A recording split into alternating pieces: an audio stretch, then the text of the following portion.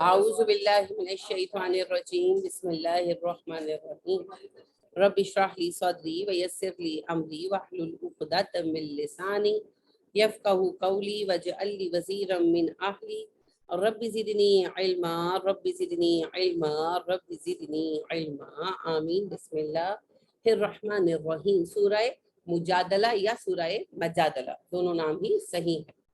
21 آیتیں ہم نے پڑھ لی، آیت نمبر 22 سے ہم پڑھیں گے۔ لا نہیں تاجدو تم پاؤ گے قومن ایک قوم کو۔ موضوع کیا چل رہا تھا کہ جو مسلمان غیر مسلموں کے ساتھ ولایت اور سرپرستی کا رشتہ قائم کرتے ہیں وہ انہی میں سے ہیں، غدار ہیں۔ تو اس وقت وفادار کون ہے؟ سارے ہی غداروں کا ٹولہ اکٹھا ہے، اور ایک پاکستان نہیں، بدقسمتی سے پورے عالم اسلام کا مسئلہ یہی ہے۔ ہم سب کو غدار حکمران ملے ہوئے۔ تو اللہ سبحانہ و تعالیٰ کہتے ہیں لا نہیں تجدو تم پاؤ گے قومن ایک قوم کو، یؤمنون جو ایمان رکھتی ہو باللہ اللہ پر، والیوم الآخر آخرت کے دن پر، یوادونا کہ وہ محبت بھی رکھتے ہو، ود سے ہے نا، ودود اللہ کا نام ہے نا، ود ہوتا ہے وہ محبت سے دل میں رچی بسی، جیسے اولاد کی محبت نیچرل ہے اور دل کی گہرائیوں میں ہے۔ آپ کسی سٹیج پر ختم کر سکتے ہیں؟ نہیں کر سکتے۔ اگر اللہ نہ کرے کسی کی اولاد نافرمان نکل آئے، چور ڈاکو نکل آئے بیٹا، آپ گھر سے نکال دیں، تعلق ختم کر دیں، محبت ختم کر سکتے ہیں؟ وہ چور ڈاکو بیٹا بھی اللہ معاف کرے مارا جائے نا، اس کے لیے بھی ماں باپ روتے ہیں نا۔ یہ ود ہے، وہ محبت جو دل کی گہرائیوں میں ایسی بسی ہوئی ہے کہ آپ اسے اپنے آپ سے الگ نہیں کر سکتے۔ آپ کو ہر اچھے برے وقت میں وہ یاد آتا ہے۔ وہی بات ہے کوئی اولاد مر جائے ہے نا تو آپ ساری عمر یاد کرتے رہتے۔ میری ایک آنٹی لگتی تھی رشتے میں، تو وہ جو ہے نا ان کی بیٹی اور میں ہم عمر تھے، تو بچپن میں دونوں ہی بیمار ہوئے۔ جیسے وبائیں پھیلتی ہیں نا، تو نمونیا کی وبا پھیلی تو وہ مر گئی، اور اللہ کا حکم تھا میں بچ گئی۔ تو وہ جب مجھے دیکھتی تھی نا، جب دیکھتی تھی تو کہتی تھی تینوں ویکھ میں شمیلہ یاد آ رہی، تو مجھے بہت یعنی کہ نا پیار کرتی تھی، منہ پہ ہاتھ پھیرنا، سر پہ ہاتھ پھیرنا اور پاس بٹھا لینا۔ تو انہوں نے ہمیشہ ہی جملہ کہنا ہوتا تھا، یعنی کہ میں وہ آتی تھی نا تو میں کہتی تھی بس ابھی یہ مجھے کہیں گے، اور وہ مجھے کہتی تھی کہ تینوں ویکھ میں شمیلہ یاد آ رہی، تینوں ویکھ میں شمیلہ یاد آ رہی۔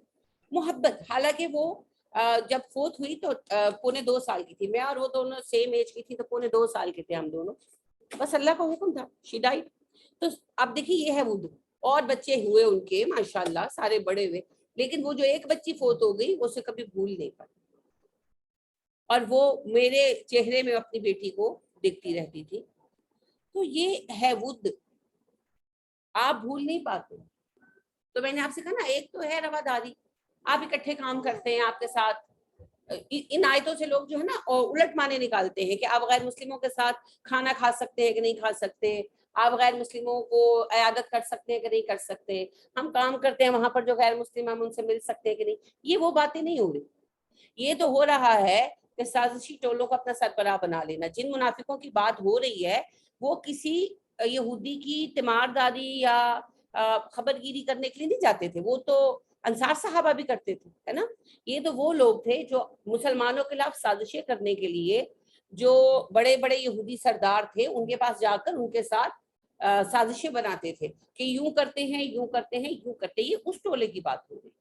لہٰذا آج بھی آپ کہیں کام کرتے ہیں، پاکستان کے اندر ایسا ہے، آپ کا ایسے کولیگ ہیں جو غیر مسلم ہیں، یا آپ کسی دوسرے ملک میں کام کرتے ہیں، وہاں آپ کے کولیگز ہیں، ہمسائے ہیں، کوئی بھی ہے، آپ کا اخلاق زیادہ اچھا ہونا چاہیے بیکاز یو آر مسلم۔ نبی کریم صلی اللہ علیہ وسلم نے فرمایا نا، انما بعثت لتکمل مکارم الاخلاق، میں اس لیے اتارا گیا ہوں کہ اعلیٰ اخلاق کی تکمیل کر کے دکھاؤں۔ تو ہم تو آپ کی امت ہے، لہٰذا ہمارا اخلاق ہونا چاہیے اچھا۔ نبی اکرم صلی اللہ علیہ وسلم کیا یہود کے طرف آتے جاتے نہیں تھے؟ آتے جاتے تھے نا، اور وہ یہودیہ کی عورت کی دعوت بھی تو قبول کی تھی خیبر کے بعد، اور مدینہ میں بھی آنا جانا تھا، ایسی بات نہیں۔ کئی یہود ایسے تھے جو ایمان تو نہیں لائے مگر وہ بد مزاج نہیں تھے، بد فطرت نہیں تھے، تو ان کا آپ کے پاس آنا جانا تھا، ملنے آتے تھے، آپ نے کبھی منع نہیں کیا تھا۔ کفار مکہ کو بھی آپ نے مدد دی تھی، اور جب صلح حدیبیہ ہو گئی تھی تو کفار مکہ آتے جاتے تھے، اب نارمل ملتے تھے. تو اچھا تعلق رکھنا منع نہیں ہے، بلکہ اچھے تعلق کی وجہ سے پیغام ان تک پہنچ سکتا ہے. ولایت میں اور رواداری میں فرق ہے. کسی کے ساتھ معمولی دوستی ہو جانے میں ہمارا حال تو یہ ہے. مجھ سے ایک بچی نے پوچھا، جنرلی مجھے تکلیف ہوئی، یعنی اس بیچاری نے تو اپنی طرف سے ایک صحیح سوال پوچھا، لیکن مجھے یہ تکلیف ہوئی کہ وہ ان کے جو میاں تھے وہ ایک کام کے سلسلے میں گورنمنٹ جاب میں ہیں، وہ گئے وہاں، ان کی کسی شیعہ کے ساتھ دوستی ہوگی بہت زیادہ، تو اس نے ان کو جو ہے رمضان میں کھجوریں گفٹ کی. وہ پوچھنے لگی کہ ہمیں کھانی چاہیے کہ نہیں. یعنی ہماری نفرت تو اس لیول تک بڑی ہوں. بہت عجیب سی بات ہے. ایک اور خاتون نے بھی سوال پوچھا، بہت ملتے جلتے سوال تھے. ان کے میاں لائر تھے اور ہیں یعنی ماشاءاللہ، وہ گئے ہوئے تھے کسی معاملے کے سلسلے میں سندھ، تو وہاں ایک ہندو لائر سے بہت فرینڈ شپ ہو گئی، تو ہندو لائر نے رمضان میں انہیں کھجوریں بھیجی. تو پوچھ لگی کھجوریں کھا سکتے ہیں؟ میں نے کہا بھائی ٹیمپل سے توڑ کے تو لایا نہیں ہے. ان کو تو خیر نہیں کہا. ویسے عجیب عجیب باتیں. ایک نیچرل چیز ہے کہ انہیں بھیجی ہے. آپ یہ دیکھیں اگلے کا کہ اس نے آپ کے رمضان کا احترام کیا، اپنا کھانا نہیں بھیجا، اور آپ کے رمضان کو ویلیو کیا. اخلاق کون اچھا دکھا رہا ہے؟ اور ہم ویسے حلال اور ہم کو کوئی نہیں پتا، رشوتیں کھا رہے ہیں ہے نا، اور ہر چیز کھا رہے ہیں. کپڑے حلال و حرام کا کسی چیز کا نہیں پتا. ابھی کل ایک بچی مجھے کہنے لگی، فون آیا، بچیاں بات چیت کرتی ہیں فیملی کی، فون آیا کہتی بہت دنوں سے بات نہیں ہوتی، فلاں کنٹری یہ وہ ادھر ادھر. تو باتوں باتوں میں مجھے کہنے لگی کہ نا نبی اکرم صلی اللہ علیہ وسلم تو کبھی میدا نہیں کھاتے تھے، ہم تو ہر وقت میدا کھاتے رہتے. میں نے کہا آپ یہ بھی فتویٰ لگا دو. نہیں کہتی میں نے فتویٰ نہیں لگایا. میں نے کہا آپ کی ٹیچر نے لگایا ہوگا نا جن سے آپ پڑھ رہی. یہ میں نے کہا کیا بات ہوتی، یعنی کہ نبی اکرم صلی اللہ علیہ وسلم کے زمانے میں میدا تھا ہی نہیں، ہوتا تو شاید آپ پسند ہی کرتے. ہاں یہ میں نے کہا کیا بات ہے، یہ کون سی بات ہے؟ آپ صلی اللہ علیہ وسلم کو تو گندم کا آٹا میسر نہیں تھا، میدا تو بہت آگے کی چیز ہے. یہ کون سی بات ہے؟ اگر آپ کے زمانے میں بیکنگ ہوتی تو آئی مسٹ سے آپ کو کیک بہت پسند آتا. آپ کو میٹھا پسند تھا نا، آئی بلیو اٹ کہ آپ کو کیک بہت پسند آتا، لیکن وہ چیزیں تھی نہیں. حلال و حرام کی بات کرو، ہاں اعتدال کی بات کرو. اٹ سیلف میدا کا نقصان نہیں ہے، مسئلہ یہ کہ کھاتے ہی میدا ہو ہاتھ اس لیے نقصان ہے. اگر نبی اکرم صلی اللہ علیہ وسلم کے زمانے میں یہ چیزیں ہوتی تو آپ یوز کرتے. میں بلیو کرتی ہوں اگر ٹوتھ پیسٹ ہوتا خوشی سے یوز کرتے. اگر چمچ ہوتا تو بھی، کیونکہ آپ بہت رگڑ کر مٹی سے رگڑ کر ہاتھ دھوتے تھے، آپ کو اسمیلس پسند نہیں تھی اور جبرائیل کو بھی پسند نہیں تھی، تو آپ چمچ خوشی سے استعمال کرتے. جی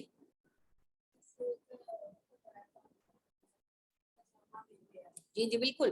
ایران کا وفد آیا اور وہ پاجامہ لے کر آیا، شلوار سلی ہوئی تھی جو ایرانی شلوار ہوتی ہے پاجامہ ٹائپ. تو آپ صلی اللہ علیہ وسلم بڑے خوش ہوئے. آپ نے کہا یہ کیا ہے؟ پہلے پوچھا، انہوں نے کہا جی شلوار ہے ہم پہنتے. تو آپ بڑے خوش ہوئے. آپ نے کہا یہ تو بڑا سطر کور کٹے والا ڈریس ہے. تو وہ اپنے چچا عباس کو دی. تو آپ صلی اللہ علیہ وسلم کے زمانے میں اگر سہولیات ہوتی تو آپ پسند کرتے. وہ تھی نہیں چیزیں. اب ویسے بھی بات کو حلال و حرام تک رکھے، یہ بیکار کی باتیں نہیں کرنی چاہیے. سنت کیا فرائض پہ عمل نہیں کرنا نا، ایک دوسرے کا حصہ کھا جانا. سیریسلی، یعنی بڑے اچھے اچھے مذہبی گھرانوں میں نے یہ چیز دیکھی ہے، بہنوں کو حصہ نہیں دیتے. او اینا کچھ تو دیتا امی ابو نے تینوں تیرے جیزی چاہے بھی دیتا. اس وقت دین یاد نہیں آتا کہ ہم بہن کا حصہ کھا رہے. وہ سارا کچھ ہڑپ کر جاتے ہیں اور یہ بیکار کی باتیں نکالی ہیں. بالکل اسی طریقے سے اس معاملے میں بھی جو حکمران طبقہ ہے یا جو بااثر طبقہ ہے وہ جا کر بیٹھے ہوئے ان کی گودوں میں اور یہ ان کو فالو کیے جائیں گے. اور اگر کسی نے کسی کلیگ کے ساتھ فرینڈشپ کر لیا اور وہ کلیگ جو ہے عیسائی ہے یا ہندو ہے، اس پر فتوے لگ جائیں گے، کیونکہ وہ بس میں ہے نا، وہ عام بندہ ہے، اس پہ فتویٰ لگایا جا سکتا ہے. لگائے نا ذرا بیٹھ کر کسی بھی حکمران پر، وہ کوئی بھی ہو، لگائے نا فتویٰ. اب الطاف حسین کن لوگوں میں آتا ہے؟ ہمارے یہ سارے حکمران، نواز شریف صاحب کب سے بیٹھے ہوئے ان کی گود میں جا کر، اور ساری ایوری ون آف دیم.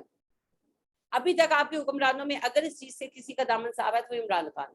کب تک رہتا ہے مجھے نہیں پتا، میں کسی کی وکالت کرنے کے لیے نہیں بیٹھی ہوں، لیکن ابھی تک اس کا دامن اس الزام سے پاک. دیکھیں کب تک رہتا ہے. اللہ کرے ہمیشہ رہے. لیکن بات کہنے کی یہ ہے کہ اللہ سبحانہ و تعالی جو بات بیان کر رہے ہیں وہ حسن سلوک نہیں ہے غیر مسلموں کے ساتھ، وہ تو ہمیں کرنا ہی ہے. اور مسلمانوں کے حسن سلوک ہی کا نتیجہ ہے پورا مصر مسلمانوں، پورا شام مسلمانوں، پورا ایران اور عراق مسلمانوں، زبان تک عربی ہو گئی ہوگی، آج تک بولتے ہیں. ایران والوں نے فارسی کر لی لیکن باقی سب جو ہیں عربی بولتے ہیں آج تک. یہ کوئی عرب تھوڑی تھے، یہ مسلمانوں کا، صحابہ کا حسن اخلاق جس نے ان کے دل تک بدل دی. تو حسن اخلاق اور چیز ہے، ان کو اپنا ولی بنا لینا اور چیز ہے. ولی کون ہوتا ہے؟ سرپرست کون ہوتا ہے؟ جس کے پاس آپ مصیبت کے وقت میں بھاگے جاتے ہیں. اب کیا کریں، کوئی بھی معاملہ ہوتا ہے فون کرتے ہیں، پہنچتے ہیں، اسے بلاتے ہیں، اس کے مشورے پر عمل کرتے ہیں. وہ مسلمان کو مسلمان سے اور بہتر مسلمان سے کرنا چاہیے، جسے آپ سمجھتے ہو کہ اسے دین کی زیادہ سمجھ ہے، وہ زیادہ صحیح دینی مشورہ دے سکتا ہے. اور اس پر میں پہلے بھی عرض کر چکی ہوں، سبب یہی ہے کہ آپ ایک غیر مسلم سے مشورہ کریں گے وہ اپنے حساب سے جواب دے گا. غیر مسلم تو دور کی بات ہے، آپ ایک دیندار عورت سے مشورہ کریں گے آپ کے شوہر کے ساتھ لڑائی ہوگی. آپ ایک دیندار مسلمان عورت سے مشورہ کریں گے وہ اور جواب دے گی. ایک جاہل مسلمان عورت سے بات کریں گے پاکستان کی عام، اس کا جواب اور ہوگا. پاکستان ہی کی جو ایک مغرب پرست عورت ہے اس کا جواب اور ہوگا. اور ایک مسلمان لڑکی جو یورپ میں، فرانس میں، امریکہ میں کہیں پیدا ہوئی، وہیں اس کا براٹ اپ ہوا ہے، اس کا جواب اور ہوگا. بس یہی فرق ہے، سوچ کا فرق پڑ جاتا ہے. تو اسی لیے مشورہ ہمیشہ اپنوں سے، اور اس میں بھی اس مسلمان سے جو آپ سے بہتر ہو جائے، تاکہ وہ آپ کو بہتر مشورہ دے. اگر ایسا کریں گے تو انشاءاللہ مسائل حل ہوتے جائیں گے. اتنی سی بات ہے، سرپرست ان کو نہیں بنانا. کہتے ہیں نا محاورہ ہے، ٹٹیاں باواں گلے نو آندی. اپنا بازو ٹوٹتا ہے تو گلے میں ڈالا جاتا ہے نا، تو جو بازو ٹوٹ کر بھی دوسرے کے گلے میں پڑے وہ اپنا کہاں سے ہوا؟ کبھی دیکھیں کہ کسی کا بازو ٹوٹا ہو اور جو سلنگ ہے وہ کسی اور کے گلے میں پڑا ہو؟ اپنے گلے میں پڑتا ہے نا. تو جو بازو ٹوٹ کر بھی اوروں کے گلے میں پڑ رہے ہیں تو وہ ہمارے تھے ہی کب؟ ہمارے تھے ہی. تو ود ایسی گہری محبت ہے، تکلیف میں، پریشانی میں یاد کرتے ہیں وہ. تو اللہ کہتے ہیں یوادونا، وہ محبت رکھتے ہوں، من ان سے، حد اللہ، جو اللہ اور رسول کی مخالفت کرے. حد سے ہے نا، جو اللہ اور رسول کی حدود کو توڑ رہا ہو. بہت سادہ سی بات رکھ دی اللہ نے کہ وہ لوگ جو اللہ اور رسول پر ایمان لا چکے ہوں وہ ان لوگوں کے ساتھ دلی محبتیں قائم نہیں کر سکتے جو اللہ اور رسول کی حدود کو توڑ رہے ہیں. یعنی رواداری تو برت سکتے ہیں مگر ایک کافر کے ساتھ، ایک مشرک کے ساتھ دوستیاں، وہ دل ہی نہیں مانتا، ہوتا ہے نا دل نہیں مانتا، تو وہ ویسی محبت شدت والی پیدا ہی نہیں ہوتی. تو جو انہی کی محبتوں میں جی رہے ہیں وہ پھر ان کا ایمان مشکوک ہے. یہ قرآن کہہ رہا ہے، میں تھوڑی کہہ رہی ہوں.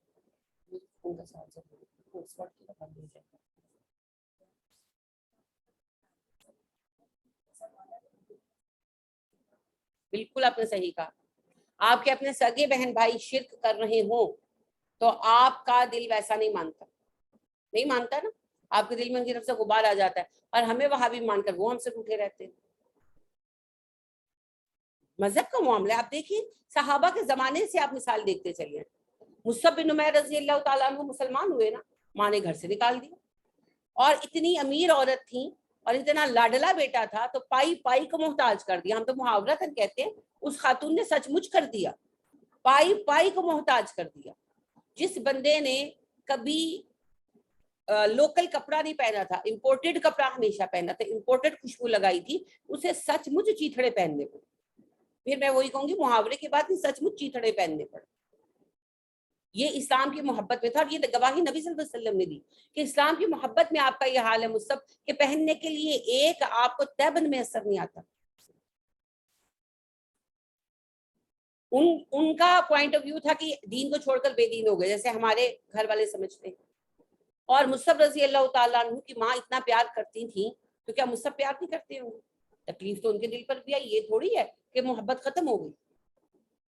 ان کے دل پر بھی اتنی ہی تکلیف آئی کہ وہ جس ماں نے اتنا لاڈ رکھا تھا اس سے مجھ سے کتنا پیار کرتے ہو. اور پھر کیا آسائشیں یاد نہیں آتی؟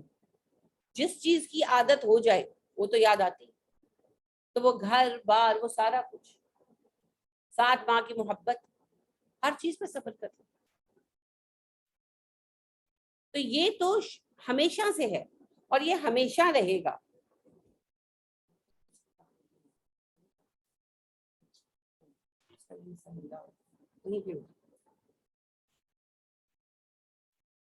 اس کے بغیر کام ہو ہی نہیں سکتا. تو جہاں دل میں ایمان آتا ہے وہاں ایک طرف ایمان والا بے ایمان ساتھی سے دور ہو جاتا ہے، اور دوسری طرف ایمان کی وجہ سے جو بے ایمان ہوتے ہیں وہ اس ایمان والے سے دور ہو جاتے ہیں. یہ نیچرل پروسیس ہے، اس کو آپ روک نہیں سکتے، تبدیل بھی نہیں کر سکتے.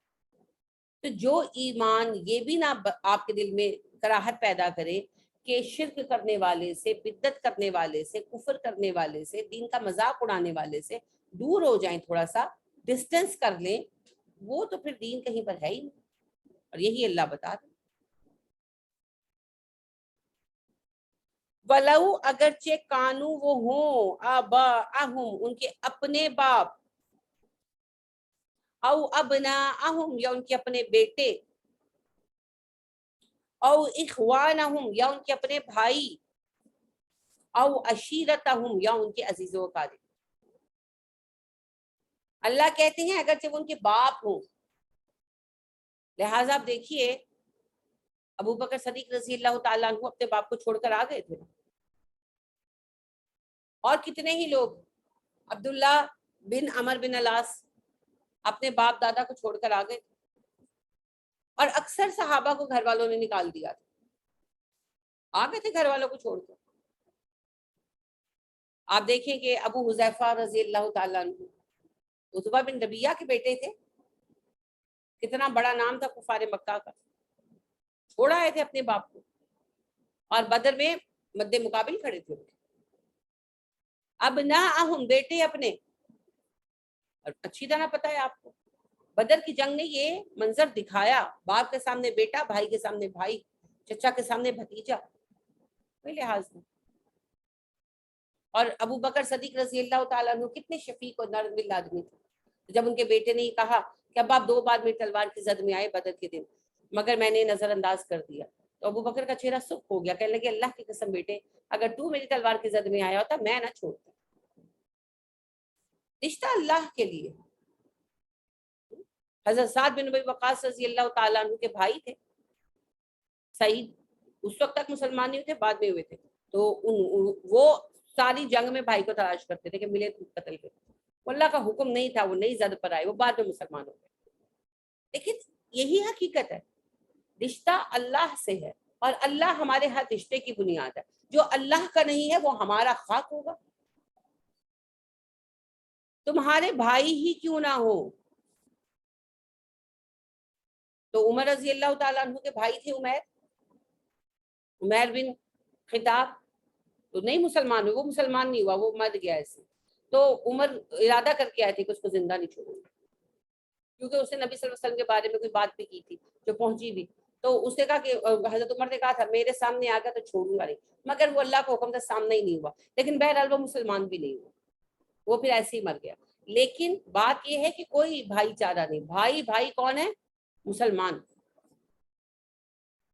تو یہی رشتہ ہے، بھائی مسلمان جو ہے وہ مسلمان کا بھائی ہے. تو آپ دیکھیں اوس اور خزرج کی 100 سال کی لڑائی تھی. ایمان کا لیول چیک کریں نا، 100 سال سے جنگ بواس چل رہی تھی، اور ایمان نے وہ محبت پیدا کی، بھائی بھائی بن گئے، اور ایک دوسرے کی جانیں بچانے کے لیے جنگوں میں جانے قربان کی. بے شمار آپ کو واقعات مل جائیں گے. ایک احد کا واقعہ ہے، آپ سب نے سنا پڑا ہوگا، کہ اما عائشہ صدیقہ رضی اللہ تعالیٰ عنہ بیان کرتی ہیں جب وہ پانی پلانے کے لیے آئیں تو ایک زخمی نے پکارا، لے کر گئی، اتنے میں ایک اور زخمی کی آواز ہے، کہنے لگا اما پہلے اس کو پلا دے. اس کے پاس گئی تو ایک اور زخمی کی آواز ہے، انہوں نے کہا اس کو پلا دے. اس کے پاس گئی، ایک اور زخمی کی آواز ہے، انہوں نے کہا اس کو پلا دیں پہلے. اس کے پاس پہنچی، وہ شہید ہو چکے تھے. واپس تیسرے کے پاس آئیں، وہ شہید ہو چکے تھے، وہ بھی شہید ہو چکے تھے، آخری بھی شہید ہو چکے تھے. کہ اس مرتے وقت میں بھی انہیں احساس تھا کہ ہمارے بھائی کو پلا دے ہماری خیر. اور آپ دیکھیے کتنے جان لیوا زخم ہوں گے نا, کتنا خون بہا ہوگا, کس حالت میں ہوں گے, اٹھ بھی نہیں سکتے, لیٹے ہوئے پانی کے لیے پکار رہے, گرے ہوئے پکار بھی رہے ہیں, سامنے پانی آیا, اور پیاس کا لیول چیک کریں کیا ہوگا. اور احد کا میدان اور گرمی اور شدت, مگر اس تکلیف میں کہ نزا کا عالم تھا نا, کہ اماں گئی, کتنے قدموں کا فاصلہ ہوگا, 2 فٹ 4 فٹ, کتنا ٹائم لگا ہوگا. یہ 10 منٹوں کا معاملہ نہیں ہے جو سارا پیش آیا, اور اس میں وہ بیچارے مر گئے, سارے سب شہید ہو گئے, اللہ ان کے درجات بلند فرمائے. لیکن آخری بات یہ ہے اس میں کہ آپ دیکھیں نزا کے اس وقت میں بھی کیفیت کیا تھی, بھائی کا خیال, بھائی کا خیال, یہ محبت پیدا کر دی ان لوگوں میں, ان 2 قبیلوں میں جو 100 سال سے جنگ کر رہے تھے دوسرے کے ساتھ. اور یہ کوئی کہانی نہیں, یہ تاریخ ہے. جنگ بواس پورے 100 سال چلی ان کی, 100 ایئرس. حرام مہینوں میں جنگ بندی ہو جاتی, حرام مہینوں کے بعد پھر جنگ چھڑ جاتی. تو سوال یہ ہے کہ یہاں بھائی کا بھائی سے موڈ خراب ہے, باپ کا بیٹے سے موڈ خراب ہے, ہمارے ایمان کا لیول کیا ہے, ہم ایمان کے کس درجے پہ کھڑے ہیں. وہی میں آپ سے عرض کر رہی ہوں نا کہ اگر یہ صورتحال ہے تو پھر ہمارے ایمان کا لیول کیا ہے. مسئلہ تو ایمان کے لیول کا ہے نا, کیونکہ مومن کو مومن سے محبت ہے, پھر اس کے اوپر رشتہ بھی آ جاتا ہے. تو اجنبی مومن تو دور کی بات ہے, جو سگے رشتے ہیں ہم ان سے بیزار ہیں, تو پھر ہمارے ایمان کا لیول کیا ہے. یہ سوال ہے جس کا جواب ہم میں سے ہر کوئی اپنے لیے خود بہتر سمجھتا ہے. کیونکہ نبی کریم صلی اللہ علیہ وسلم نے فرمایا نا, جو مسلمان دوسرے مسلمان سے 3 دن رات تک بات نہ کرے اور مر جائے, اللہ اسے معاف نہیں کرے گا. تو ایک مسلمان دوسرے مسلمان کا, رشتہ داروں کا نہیں کہا, عام مسلمان جیسے آپ اور میں ہیں, کوئی بھی ہمسایہ, کوئی بھی ایک دوسرے کو جات, 2 مسلمان, کوئی 2 مسلمان, اینی 2 مسلمس, کسی بھی ریزن سے ایک دوسرے کو جانتے ہو, اگر بات چیت بند کر دیں اور مر جائیں تو بخشے نہیں جائیں گے. اور یہاں برسوں گزر گئے جی, بہن بھائی ہی دیکھنے کو راضی نہیں, کوئی مر جاتا ہے پھر بھی نہیں معاف کرتے, کہتے ہیں جی وہ ہمارا معاملہ اللہ دیکھے گا. انا للہ و انا الیہ راجعون. آپ کو اس دن کا اندازہ نہیں, یہ جملہ صرف وہی کہہ سکتا ہے جس کو اندازہ نہیں, کیونکہ وہ بہت سخت دن, بہت سخت دن. اللہ خود فرماتے ہیں, رب السماوات والارض وما بینہما الرحمن لا یملکون منہ خطابا یوم یقوم الروح والملائکۃ یوم یقوم الروح والملائکۃ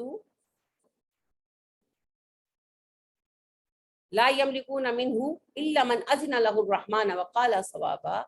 یہ وہ دن ہوگا جب جبرائیل اور فرشتے صفے باندھے کھڑے ہوں گے, کوئی بات کرنے کی جرت نہیں کرے گا سوائے جسے رحمان اجازت دے دے, اور وہ بھی بات کرے گا پوری پوری, صوابا پوری پوری, سواد والا ثواب ہے, صحیح بات کرے گا. ذالک الیوم الحق, یہ دن ایک حقیقت, یہ آ کر رہے گا. فمن شاء اتخذ الی ربہ مآبا, اب جس کا دل چاہے اپنے رب کے پاس اپنا ٹھکانہ بنا لے. Open invitation. انا انذرناکم عذابا قریبا, ہم نے تمہیں اس عذاب سے ڈرا دیا, آگاہ کر دیا جو آنے والا ہے, قریب ہے. یوم ینظر المرء ما قدمت یداہ, یہ وہ دن ہوگا جب انسان دیکھے گا کہ اس نے کیا اعمال بھیجے اپنے لیے. وَيَقُولَ الْكَافِرُ يَا لَيْتَنِي كُنتُ تُرَابًا, اور کافر کہے گا کاش مجھے تو اٹھایا ہی نہ جاتا, میں مٹی میں ختم ہو گیا. تو اس دن پہ ڈالتے ہیں بات, اس دن پہ.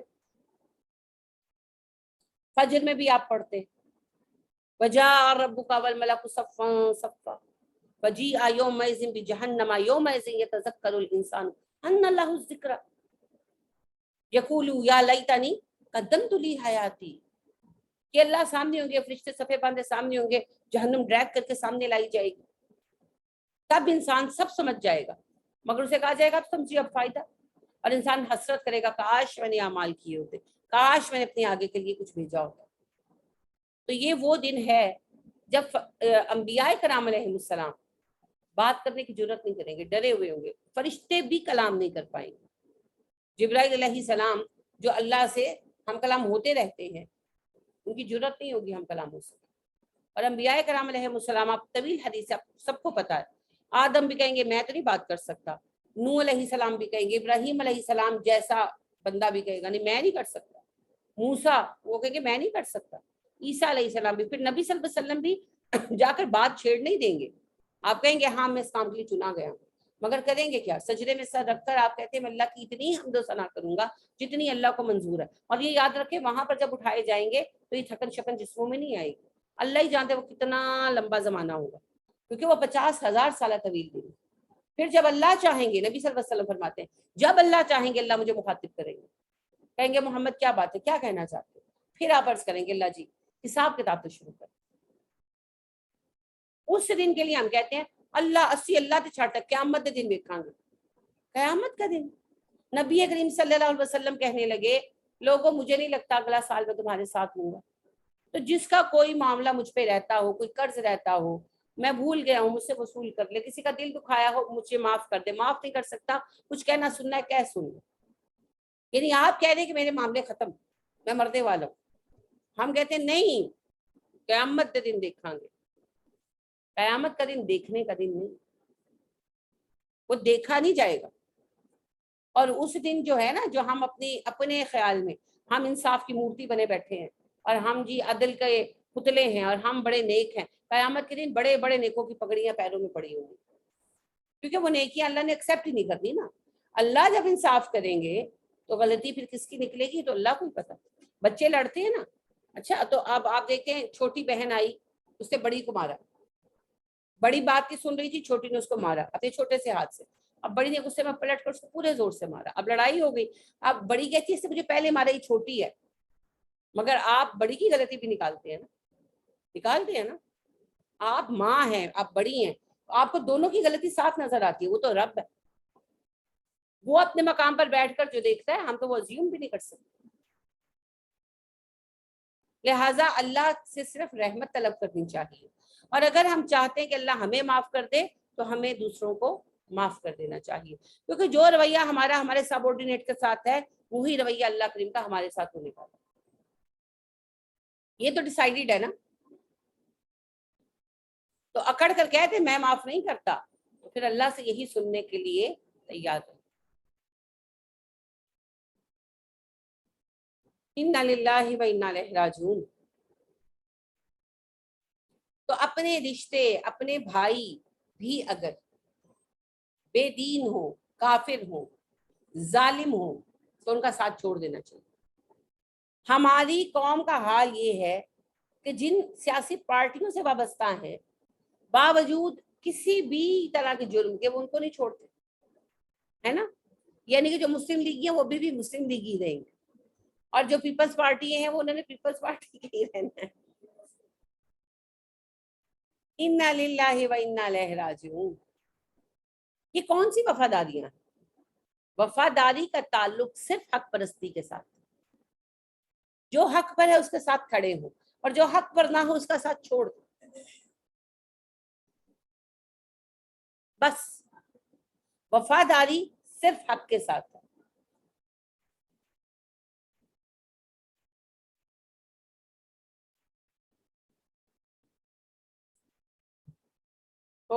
مگر ہم نے وفاداری کو نا شخصیت پرستی کے ساتھ جوڑ دیا دین میں بھی، لہٰذا ہم جس بابا جی سے بیعت ہو جاتے ہیں وہ بابا جی مر جاتے ہیں، پھر ہم ان کی قبر کی مٹی لے لے کے پھرتے ہیں، پھر اپنے بچوں کو بھی وصیت کر کے جاتے ہیں ہمارے بعد ان کی قبر کی مٹی نہ چھوڑنا، بچوں کو زندوں کو پیر بنا لیتے ہیں وہ تو آپ صحیح کہہ رہے ہیں، مگر ان کی قبر کی مٹی کب چھوڑتے ہیں؟ لہٰذا ساری عمر ان کی قبر پہ جا کے دیوے جلانا اور کبوتروں کو دانا ڈالنا ہم اپنا نصب العین مقرر کر لیتے ہیں، اور وہاں جا کر سجدے کرنا اور سارا کچھ کرنا، پھر وہ کوئی مصیبت آ رہی پھر خواب میں بھی وہی بابا جی آتے ہیں، پھر کہتے ہیں ساڑھے کا وہ بابا جی نے صحیح کیتے، تو جب آپ یاد اس بابا جی کو کرتے ہیں پھر اللہ بھی آزمائش میں ڈال دیتے ہیں، اللہ کے لیے کون سا مشکل ہے؟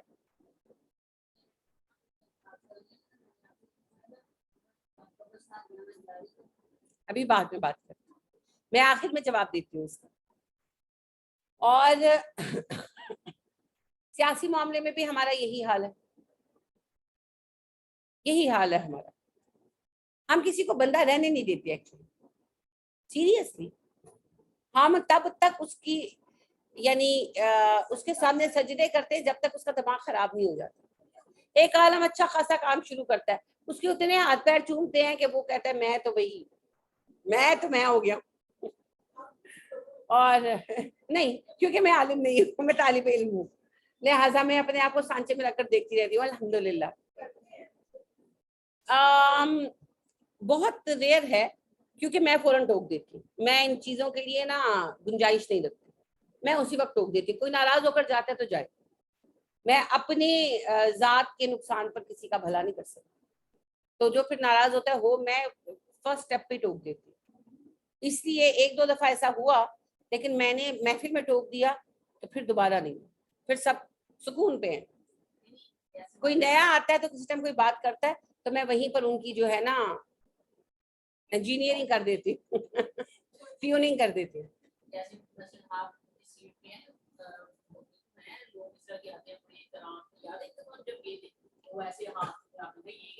تو میں نے کر دیا نا, ٹھنڈ پڑ گئی, نگت نہیں آئی تھی پہلی دن کی کلاس میں, نگت کو تسلی ہو گئی بس. نگت کرتی ہے نا وہ, تو فرسٹ ڈے آئی تو میں نے کہا کہ میں پیر دھو کر آتی ہوں, میں ننگے پیر چل. نہیں ٹیچر آپ کے پیر, میں کہ رہنے دے, میں کرانا ہی نہیں. وہ ہے نا فزیو تھراپسٹ ہے, تو میری کندھے میں تکلیف تھی تو وہ کہنے لگی کہ میں کندھے سے پیر تک کروں گی تو ٹھیک ہو جائے گا. تو میں نے کہا ٹھیک ہے. تو میں نے کہا میں ننگے پیر پھر میں پیر دھو کر آتی ہوں. نہیں ٹیچر آپ کے پیر, میں کہ میری بات سنو, میں نے کرانا ہی نہیں, تم جاؤ. نہیں ٹیچر, میں نے کہا نہیں میں نے کرانا ہی نہیں, تم جاؤ. میں نے کہا رہنے دو. پھر اچھا ٹیچر اب نہیں کرتی. میں کہا دوبارہ ایسا کیا تو میرے گھر مت آنا. تو پھر مزاج شریف ٹھیک ہو گیا. ہاں مزاج شریف ٹھیک, بھائی بات اس نے اتنی غلط کی, یعنی کہ یہ کیا بات ہوئی, اللہ معاف کر دے, یہ کیا بات ہوئی. پیر گندے ہیں تو پیر گندے ہیں, اور پیر سب کے پیر ہی ہوتے ہیں. جیسے نبی صلی اللہ علیہ وسلم کے نالین پاک کا نام نہاد نقش بنا کر عجیب بت پرستی شروع کر دی گئی ہے. تو آپ لوگ کیا کرنا چاہتے ہیں؟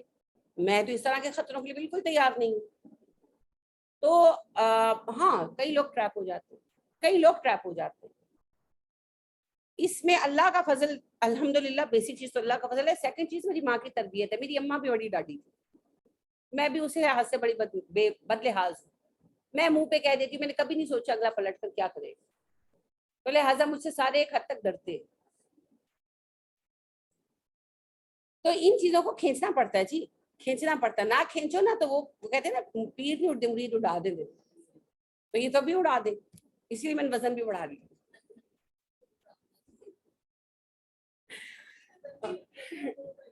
علی رضی اللہ تعالیٰ عنہ کا قول ہے, میں آپ کو اکثر سناتی ہوں, کہ وہ کہتے ہیں لوگ جاہل ہوتے ہیں, عقیدت اندھی ہوتی ہے, ہمارا امتحان اس سے مشکل ہے. علی رضی اللہ تعالیٰ عنہ جیسے بندے کو خدا نہیں بنا دیا ان کی زندگی میں, وہ بیچارے پٹتے رہ گئے.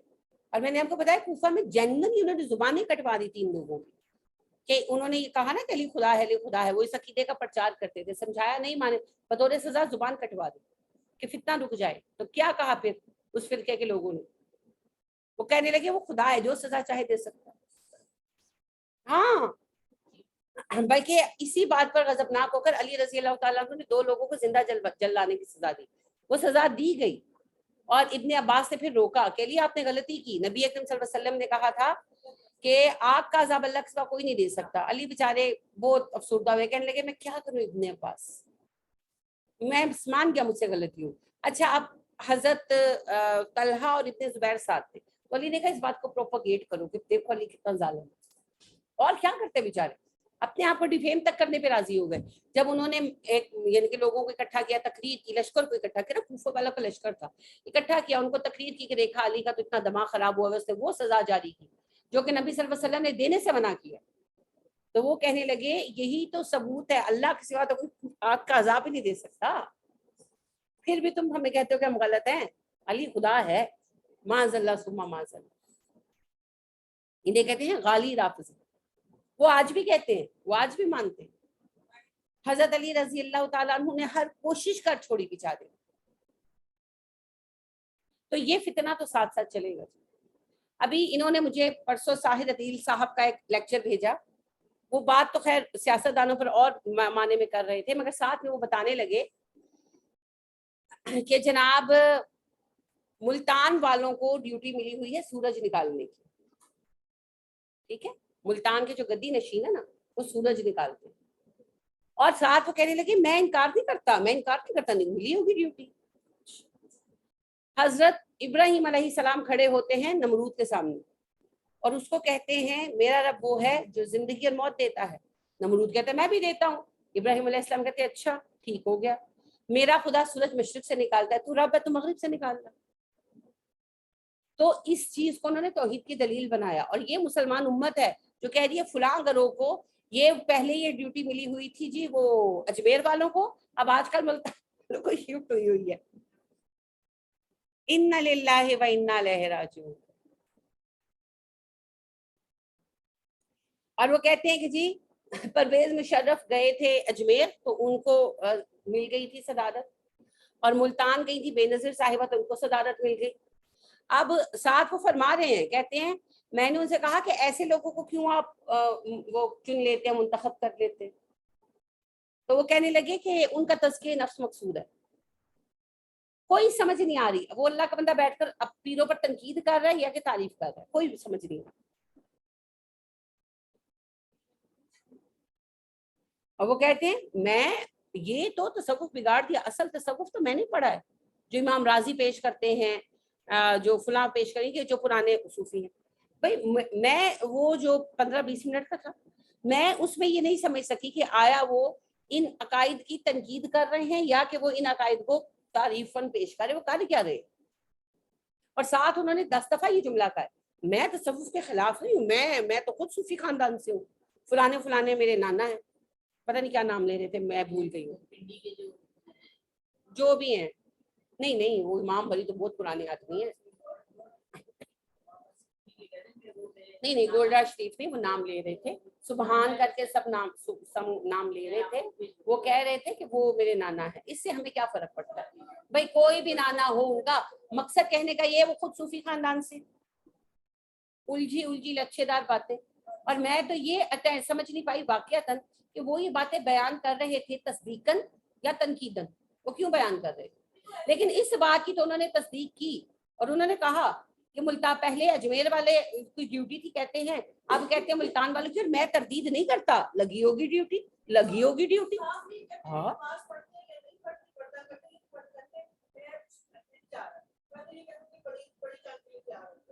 صوفی جو ہیں, صوفیوں کے تو دل جھکے رہتے ہیں.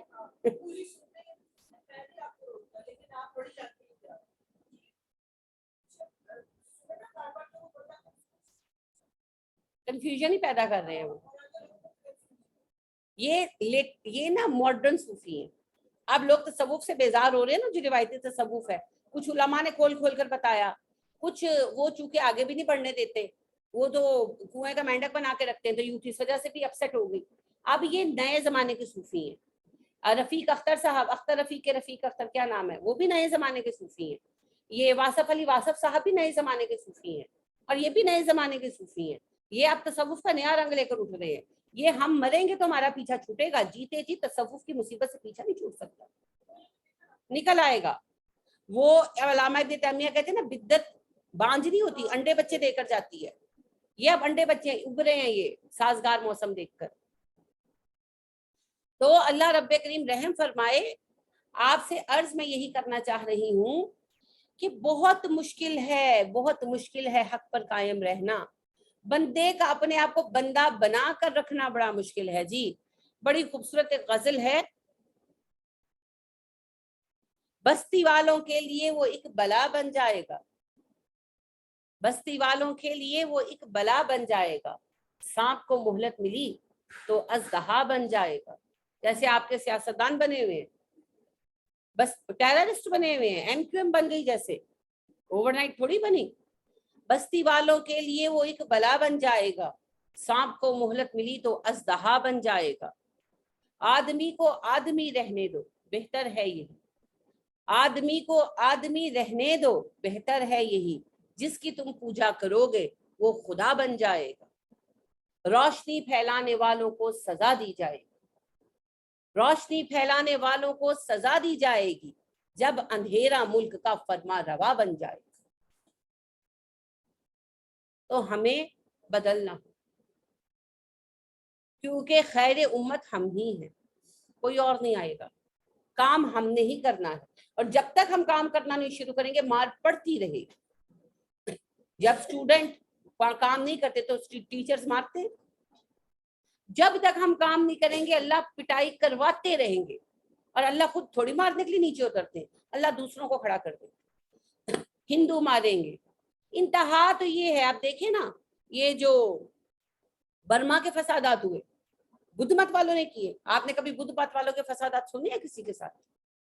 یعنی ایسے گئے گزرے لوگ بھی مسلمانوں پر تیز ہو گئے. تو عیسائیوں کے ہاتھوں مار پڑے گی، یہودیوں کے ہاتھوں مار پڑے گی، ہر جگہ مار کھائیں گے تب تک کھائیں گے جب تک ہم اپنا کام کرنے کو تیار نہیں ہو جاتے. اللہ معاف نہیں کریں گے اس معاملے کو، کیونکہ اس دنیا کی تباہی کے ذمہ دار ہم ہیں.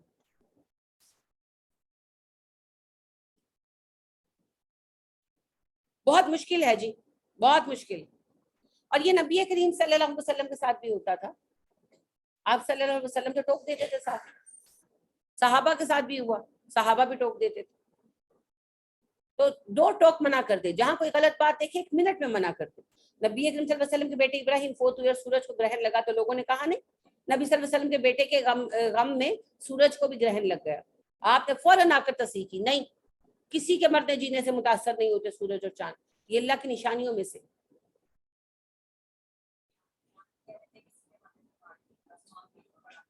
ہاں جی، آسمان ویلا بیٹھا.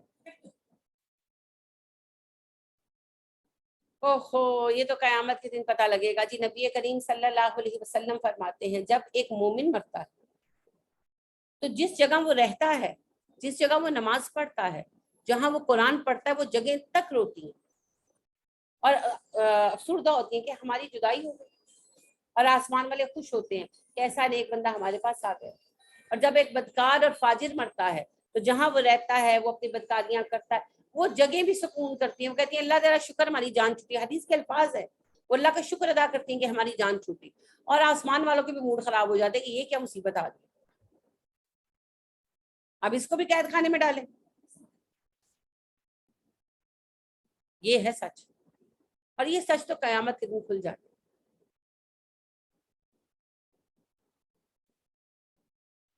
تو حق کا ساتھ دے، اور خاص طور پر اس وقت میں حق کا ساتھ دے. چاہے ہمارے اپنے دوسری طرف کھڑے ہو. یہ سنت رسول ہے، یہ بدر میں آپ نے دیکھ لیا. نبی کریم صلی اللہ علیہ وسلم نے جن کو چھوڑا کون تھے؟ مکہ والے کون تھے؟ آپ کے اپنے تھے، سارے رشتہ دار تھے. چھوڑ دیا.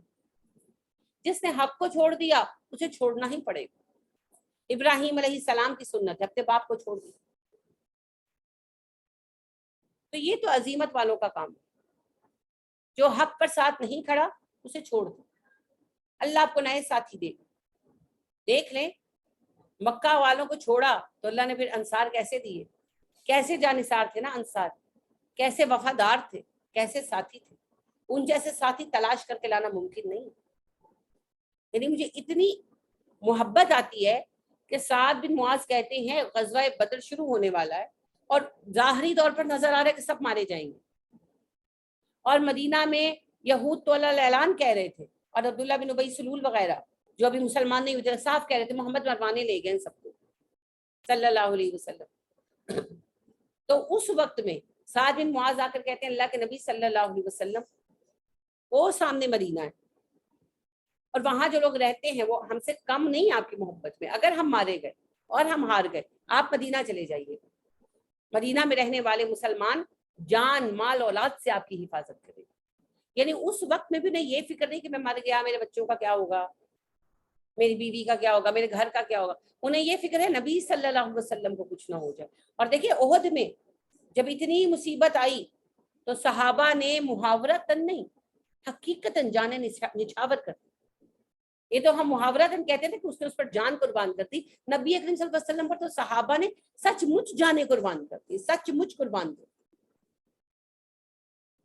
اور جس وقت آپ دیکھیں عمارہ لڑ رہی تھی آپ کے گرد، ان کا اپنا بیٹا عمار شہید ہوا پڑا تھا جن کے نام پر ان کا نام عمارہ ہے. عمارہ شہید ہو چکے تھے اور آپ انہی کی لاش سے ٹیک لگائے کھڑے تھے. یہ کہانیاں نہیں ہیں، یہ حقیقت ہے، یہ ہماری تاریخ ہے. حضرت حنسا کے سب شہید ہو گئے تھے، آپ کو پتا ہے، بھائی باپ بیٹا سب. اور صحابہ نے جو حق ادا کیا، ماشاءاللہ، یہ صحابہ کا مقام تو ہے ہی ہے. یہ نبی اکرم صلی اللہ علیہ وسلم کی قربانی کا صلہ ہے. اپنا خاندان چھوڑ کر آئے تھے نا، مکہ چھوڑ کر آئے تھے، سارا خاندان چھوڑ کر آئے تھے. اللہ نے پھر اسلام کی بنیاد پر وہ خاندان عطا کیا جو کیسا عظیم جانثار تھا. ان کی جانثاری کی کوئی مثال. کسی کے پاس اچھا کپڑا آ جاتا تھا تو اسے کون یاد آتا تھا؟ نبی کریم صلی اللہ علیہ وسلم. اچھا کھانا پک جاتا تھا تو کون یاد آتا تھا؟ نبی صلی اللہ علیہ وسلم. ایسے پھر پیار کرنے والے ساتھی تھے، ایسے جانثار ساتھی تھے. آپ کی خوشی پر خوش ہوتے تھے، آپ کے دکھ میں دکھی ہوتے تھے. طلاق تو نہیں دی، سوری غلط لفظ میں کہنے لگی تھی. آپ اپنی بیویوں سے ناراض ہو کر علیحدہ ہوئے، رو کون رہا ہے بیٹھ کر؟ اچھا آپ غصے میں اپنے کمرے میں بیٹھے ہیں، غصے میں ہیں، رو کون رہا ہے بیٹھ کر؟ انصار سارے بیٹھ کر رو رہے. یہ تھی محبت، یہ محبت. پھر اللہ نے پلٹا کر ایسے ساتھی. تو یہی ہوگا، آپ اللہ کے دین کی خاطر قربانی دے لیں، اللہ رب کریم بہترین ساتھی عطا کرے، کوئی کمی نہیں چھوڑے، لیکن ساتھ حق کا دیں. حق کے ساتھ کھڑا ہونا بڑی بات ہے، حق کے ساتھ کھڑا ہونا بڑی بات ہے. یہ سب کو نصیب نہیں ہوتا، بڑے بڑے ڈگمگا جاتے. تو جن کو نصیب ہو وہ موقع ضائع نہ کرے. عورتوں میں اس کی ہمت زیادہ ہوتی ہے. ہاں میں مذاق نہیں کر رہی.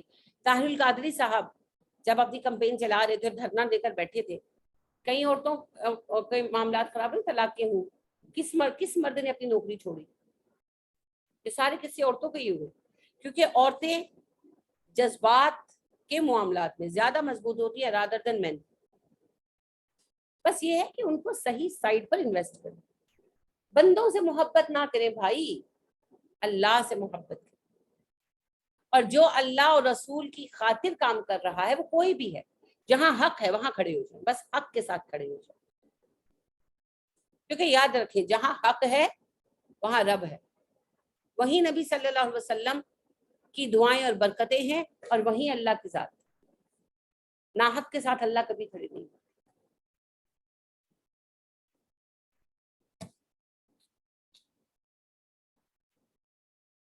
اولئک یہی لوگ ہیں، کتبا لکھ دیا، فی قلوبہم الایمان، ان کے دلوں میں ایمان کو. کن کے دلوں میں جی؟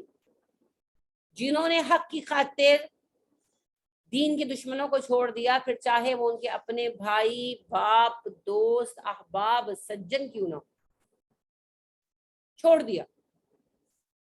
پھر اللہ کہتے ہیں ہم نے ان کے دلوں میں ایمان لکھ دیا، انگریو کر دیا. اسی پارٹ پر کوئی چیز انگریو ہی کر کے لکھی جاتی ہے نا، کندہ کر دیا. ایمان ان کے دلوں میں رچ بس گیا. وَأَيَّدَهُمْ بِرُوحٍ مِّنْهُ، اور ہم نے ان کی مدد کی روح القدس کے ذریعے، جبرائیل کے ذریعے. ہم نے جبرائیل کو ان کا مددگار بنا دیا. تو دیکھ لیں بدر میں ایک طرف رشتہ دار تھے اور دوسری طرف بھی رشتہ دار تھے. مومن رشتہ دار کافروں کے مقابل کھڑے تھے، تو جبرائیل پورا 1000 کا لشکر لے کر اترے تھے. تو جس حالت میں آپ کھڑے ہوں گے اللہ مدد دے گا، دے گا. آپ دیکھیے، پھر میں آپ کو مثال دوں گی محمد علی صاحب کی، محمد علی کلے صاحب کی. 4 دفعہ اس اللہ کے بندے نے انٹرنیشنل ہیوی ویٹ چیمپئن شپ جیتی. پہلی انٹرنیشنل ہیوی ویٹ چیمپئن شپ جب انہیں ملی، جس وقت انہیں پرائز دیا گیا، انہوں نے اس وقت اناؤنس کیا میں مسلمان ہو گیا. اس پر شور مچ گیا، باقاعدہ کورٹ کی رٹ کے تحت ان کا پرائز واپس لے لیا گیا کہ اس نے ایک ایسا دین چنا ہے جو بہت بیکورڈ ہے، یہ ڈیزرو نہیں کرتا کہ یہ امریکہ کے ریپرزینٹیٹیو بنے as a international heavyweight champion. واپس لے لیا گیا.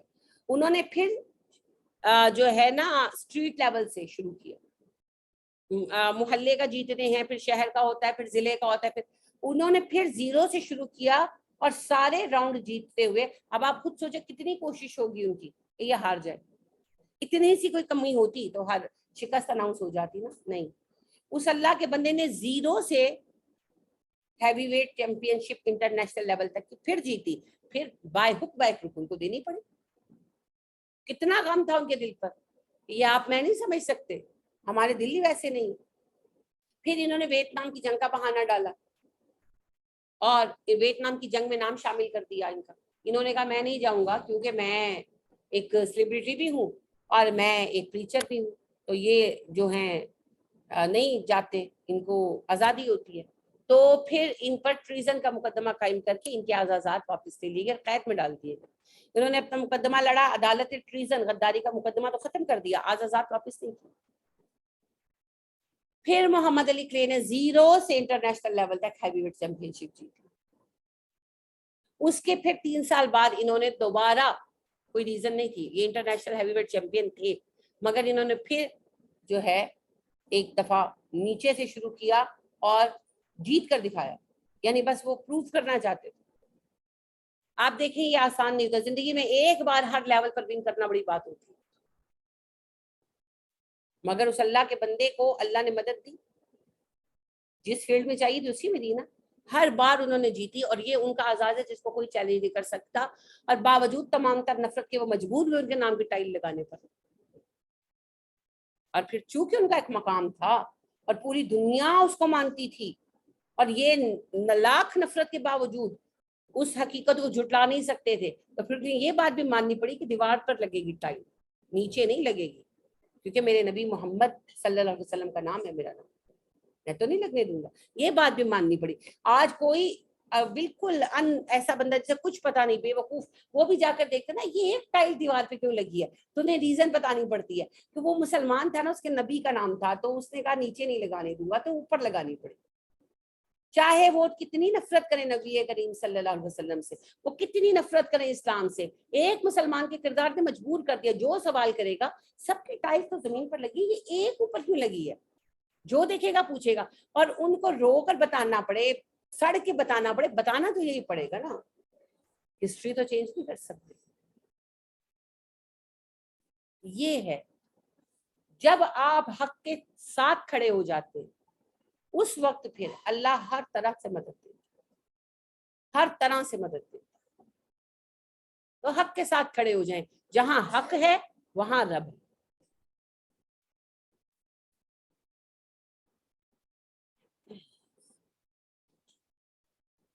वयुदखिलुहुम, और दाखिल करेगा उन्हें, जन्नातिन, बागात में, तजरी बहती हैं, मिन तहतिहा, जिनके नीचे, अल अनहार, नहरें, खालिदीन फीहा, वो हमेशा उसमें रहेंगे। दुनिया में अल्लाह ईमान उनके दिलों में रासख कर देगा, और फरिश्तों को, जिब्राइल अमीन अलैहिस्सलाम को उनका मददगार बनाएगा, और आखिरत में उन्हें अपनी जन्नतें अता करेगा, और उन जन्नतों में वो हमेशा रहेंगे।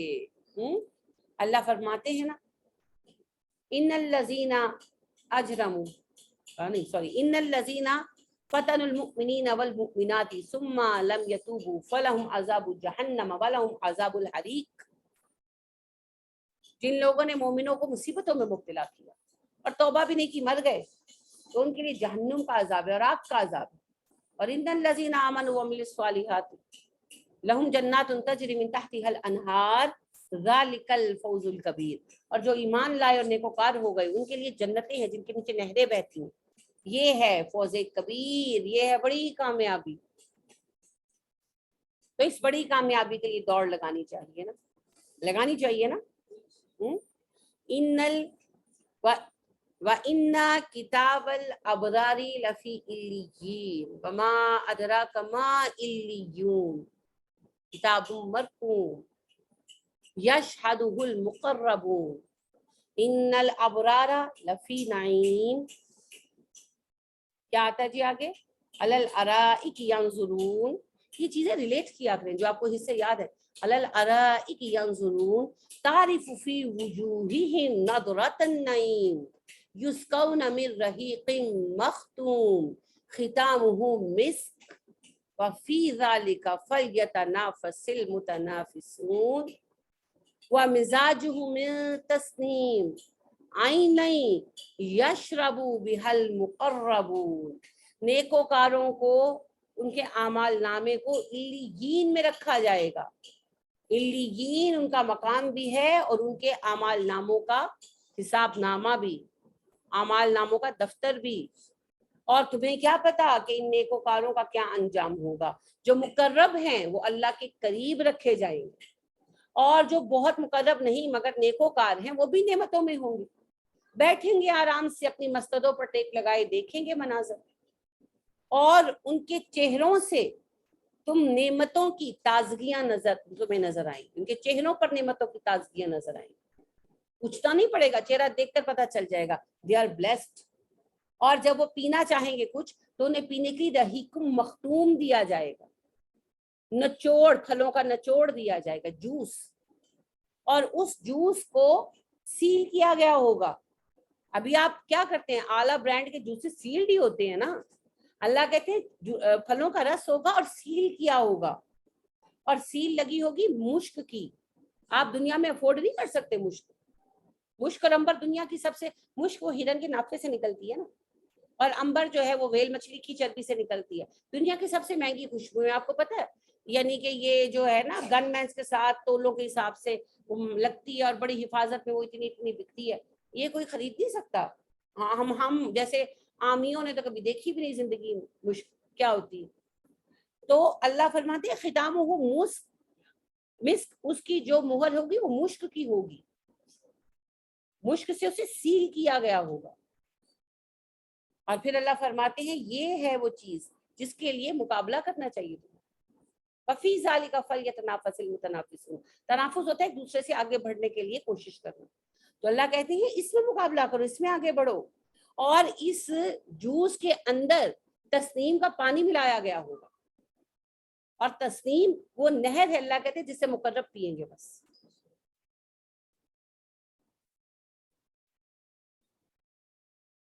یہ بیان ہے جنت. اس جنت کی طرف بلا رہا ہے آپ کا رب. مرضی آپ کی، اس دنیا کی گھٹیا نعمتوں کے لیے کر لیں کام، یا آخرت کے. دنیا کو آخرت کے لیے کمائیں، جیسے ابو بکر نے کمایا، جیسے عمر نے کمایا، جیسے عثمان نے کمایا، جیسے عبد الرحمن بن عوف نے کمایا رضی اللہ تعالیٰ عنہ. کمایا اور جنت خریدی. اب عثمان کا مقابلہ کون کر سکتا ہے، ابو بکر کا کون کر سکتا ہے. اصل مسجد نبوی وہ تو ابو بکر کے پیسوں سے بنی. وہ جو جنت کا حصہ ہے، کیا کہتے ہیں آپ اسے، ریاض الجنہ، جہاں جانے کے لیے تڑپتے ہیں، اس زمین کی قیمت کس نے ادا کی دنیا میں؟ ابو بکر نے رضی اللہ تعالیٰ عنہ. کون مقابلہ کر سکتا ہے ابو بکر کا؟ کون جیت سکتا ہے ابو بکر سے؟ ایسے ہی تو نہیں نبی صلی اللہ علیہ وسلم نے کہا تھا ستاروں برابر نیکیاں تو عمر کی ہیں، مگر ابو بکر کی ہجرت کی ایک نیکی اور عمر کی ساری نیکیاں کوئی برابری نہیں. تو ریاض الجنت کی قیمت اگر کسی نے ادا کی ہے تو وہ ابو بکر نے کی ہے، کیونکہ انہوں نے جنت کا ٹکڑا خریدا، ریاض الجنہ، جو سچ مچ قیامت کے وقت، قیامت سے پہلے زمین سے اٹھا لیا جائے گا. نبی اکرم صلی اللہ علیہ وسلم یہ بات واضح کر چکے ہیں کہ وہ جو ریاض الجنہ کا حصہ ہے وہ اٹھا لیا جائے گا. اسی لیے ہم اسے ریاض الجنہ کہتے ہیں. جو وہاں 2 رکعت نفل پڑتا ہے وہ جنت میں 2 رکعت نفل پڑتا ہے. تو اس کی قیمت کس نے ادا کی؟ ابو بکر نے اپنی ذاتی کی پیسوں سے. کوئی مقابلہ نہیں کر سکتا جی، کوئی مقابلہ نہیں کر سکتا، کوئی نہیں کر سکتا. تو بس پیسہ کمائیں اور جنت خریدیں. عثمان رضی اللہ تعالیٰ عنہ مسجد کی توسیع کے لیے پلاٹ لیا، کنواں خریدا، یہ بڑے بڑے کام ہیں. اور تبوک میں 500 سواروں کا 500 افراد کی سواری، کھانا پینا، کپڑا، ہتھیار ذمہ لیا، اور پھر 3000 گولڈ کوائن بھی دیے. اور نبی اکرم صلی اللہ علیہ وسلم نے ایسے چادر کی اور انہوں نے اس میں ڈال دی. تھیلے تو اس زمانے میں ہوتے نہیں تھے نا، تو اس میں انہوں نے ڈال دیے. لے کر آئے، انہوں نے اپنے امامے میں لپیٹے ہوئے تھے. تو آپ صلی اللہ علیہ وسلم چادر لیتے تھے نا اوپر، تو آپ نے وہ چادر ایسے پھیلائی، انہوں نے اس میں ڈال دی. تو آپ بڑے خوش تھے. صحابہ، انس بیان کرتے ہیں، انس کہتے ہیں آپ کا چہرہ چمکنے لگا، کیونکہ غزوہ بہت بڑا تھا، 30,000 کا لشکر تھا جس کا کھانا پینا رہن سہن ارینج کرنا تھا. پیسے تو چاہیے تھے نا. تو 3000 گولڈ کوائن. تو نبی صلی اللہ علیہ وسلم نے ایسے اپنا وہ تھام لیا. انس بیان کرتے ہیں کہ آپ کے چادر میں ڈالا عثمان نے، تو آپ یوں دیکھ کر ہاتھوں سے الٹتے پلٹتے جاتے، فیل کر رہے تھے نا، اور ساتھ ساتھ خوش ہو رہے تھے، فیل کر رہے تھے. اور آپ کہتے جاتے تھے عثمان آج کے بعد تمہاری کسی غلطی سے تمہیں کوئی نقصان نہیں ہو سکتا. عثمان آج کے بعد تمہارے کسی گناہ سے تمہیں کوئی نقصان نہیں ہو سکتا. یعنی کہ اگر آج کے بعد بتقاضۂ بشریت آپ سے کوئی گناہ ہو بھی گیا، پیشگی معاف ہے. یہ صدقہ آپ کے آئندہ گناہوں کا بھی کفارہ ہو گیا. یہ بشارت کون پا سکتا؟ اور دیکھیں پیسے کے بغیر پائی جا سکتی تھی، تو پیسہ کمائے مگر آخرت کے لیے. اور نبی کریم صلی اللہ علیہ وسلم نے کہا، اما عائشہ کہتی ہیں ہم آپ کے پاس بیٹھی تھی، سب بیویاں یا اکثر بیویاں بیمار تھے نا آپ، تو وہ کہنے لگے میرے بعد جو سب سے سعادت مند ہوگا وہ تمہارا سب سے زیادہ خیال رکھے گا. اور پھر اماں کہتی ہیں وہ عبد الرحمن بن عوف، انہیں جیسے پتا چلتا کہ کسی اماں نے کوئی سفر کرنا ہے وہ ساری تیاریاں کر دیتی. اور جب ان کے قافلے آتے ہیں نا تجارت کے، تو آپ پڑھ کر دیکھیں ساری ماؤں کو، آپ کی 9 بیویاں تھیں آپ کے بعد. پھر آپ کو پتہ ہے جیسے جیسے اللہ کا حکم ہوتا گیا فوت ہوتی گئی، تو 9 بیویاں تھیں، تو وہ بلا مبالغہ 1-1 لاکھ 2-2 لاکھ 50-50 ہزار گولڈ کوائن بھیجتے ایک ایک بیوی کو، اور سب کو برابر بھیجتے، سب کو برابر بھیجتے. تو آپ دیکھیں کہ 9 لاکھ ہے نا، اگر 50,000 بھی بھیجے ہوں تو 4,05,000 4.5 لاکھ معمولی بات نہیں ہے. اور اللہ نے بھی پھر دل کھول کر دیا ہے نا، اور انہوں نے بھی دل کھول کر دیا. تو یہ سعادت کیسے پائی؟ نبی صلی اللہ علیہ وسلم کی بشارت تھی نا کہ جو سب سے سعادت مند ہوگا، سب سے خوش نصیب ہوگا. پھر عبد الرحمن بن عوف رضی اللہ تعالیٰ عنہ نے سب سے زیادہ خیال رکھا، اور واحد صحابی ہیں جنہیں یہ اعزاز میں ملا کہ امہات المومنین نے ان کی نماز جنازہ پڑھی پیسے سے. مگر پیسہ اصل میں دنیا کے لیے نہیں کمایا، یہ نہیں کہ میں گڈی لینی ہے، میرا ٹارگٹ ہے میں جڑی ہے پجیرو لینی ہے تو دوڑ لگائی ہوئی ہے، یا میں نے آئی فون، اب تو پتہ نہیں کون سا پلس آ گیا ہے مجھے یہ بھی نہیں پتا، جو بھی آ گیا ہے وہ لینا ہے نا. تو وہ جب آیا تھا نا آئی فون 10، تو وہ لطیفہ ایک ہوا تھا سرکولیٹر، صحیح ہوا تھا کہ ایک لڑکے نے آئی فون لیا اور وہ جا رہا تھا تو سلپ ہوا تو کچھ ٹوٹنے کی آواز آئی، تو کہنے لگا اللہ جی ہڈی ٹوٹی ہوئے. جب تو 2.5 لاکھ کا فون ہوگا جیبوں میں تو ایسی باتیں ہوں گی نا. تو اللہ معاف فرما دے. اور نہ ان باتوں کے لیے کہ جی ہم نے فلاں علاقے میں بنگلہ بنانا ہے، ان چیزوں پر پابندی نہیں ہے. اللہ نے آپ کو دیا ہے، آپ اپنے لیے اچھی چیز لے سکتے ہیں، ضرورت کی حد تک نہیں، مقابلے میں نہ پڑے، مقابلہ بازی میں نہ پڑے. اچھا کپڑا پہننا، اچھا گھر ہونا کوئی بری بات نہیں، مگر اس کو مقصد نہ بنائیں. یہ تو یہ پیسہ ہے یہ بھی کرنا ہے.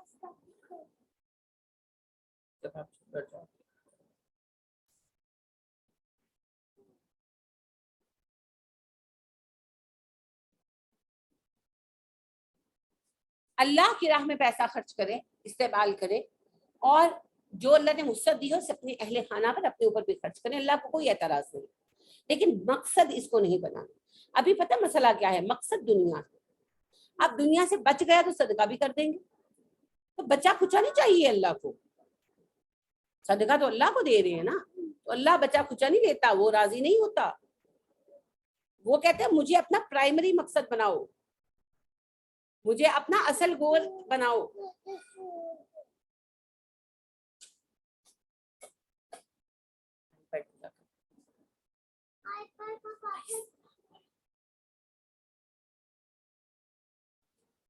تو ان جنتوں کے حصول کے لیے پھر قیمت تو دینی پڑے گی نا، تو ان جنتوں کے لیے دوڑ لگائیں.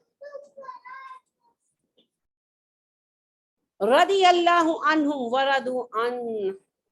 اللہ اللہ دیکھ لیں یہ بات کتنی اہم ہے اور یہ کتنی بڑی خوشخبری ہے. جو حق کے ساتھ کھڑا ہو گیا اللہ کہتے ہیں ان سے راضی وہ مجھ سے راضی ہو جائیں گے. اس کرو کا یہ مقام ہے. صحابہ کے بارے میں اللہ یہ بات کہتے ہیں نا، ایمان والوں کے بارے میں کون سی سورہ میں کہتے ہیں؟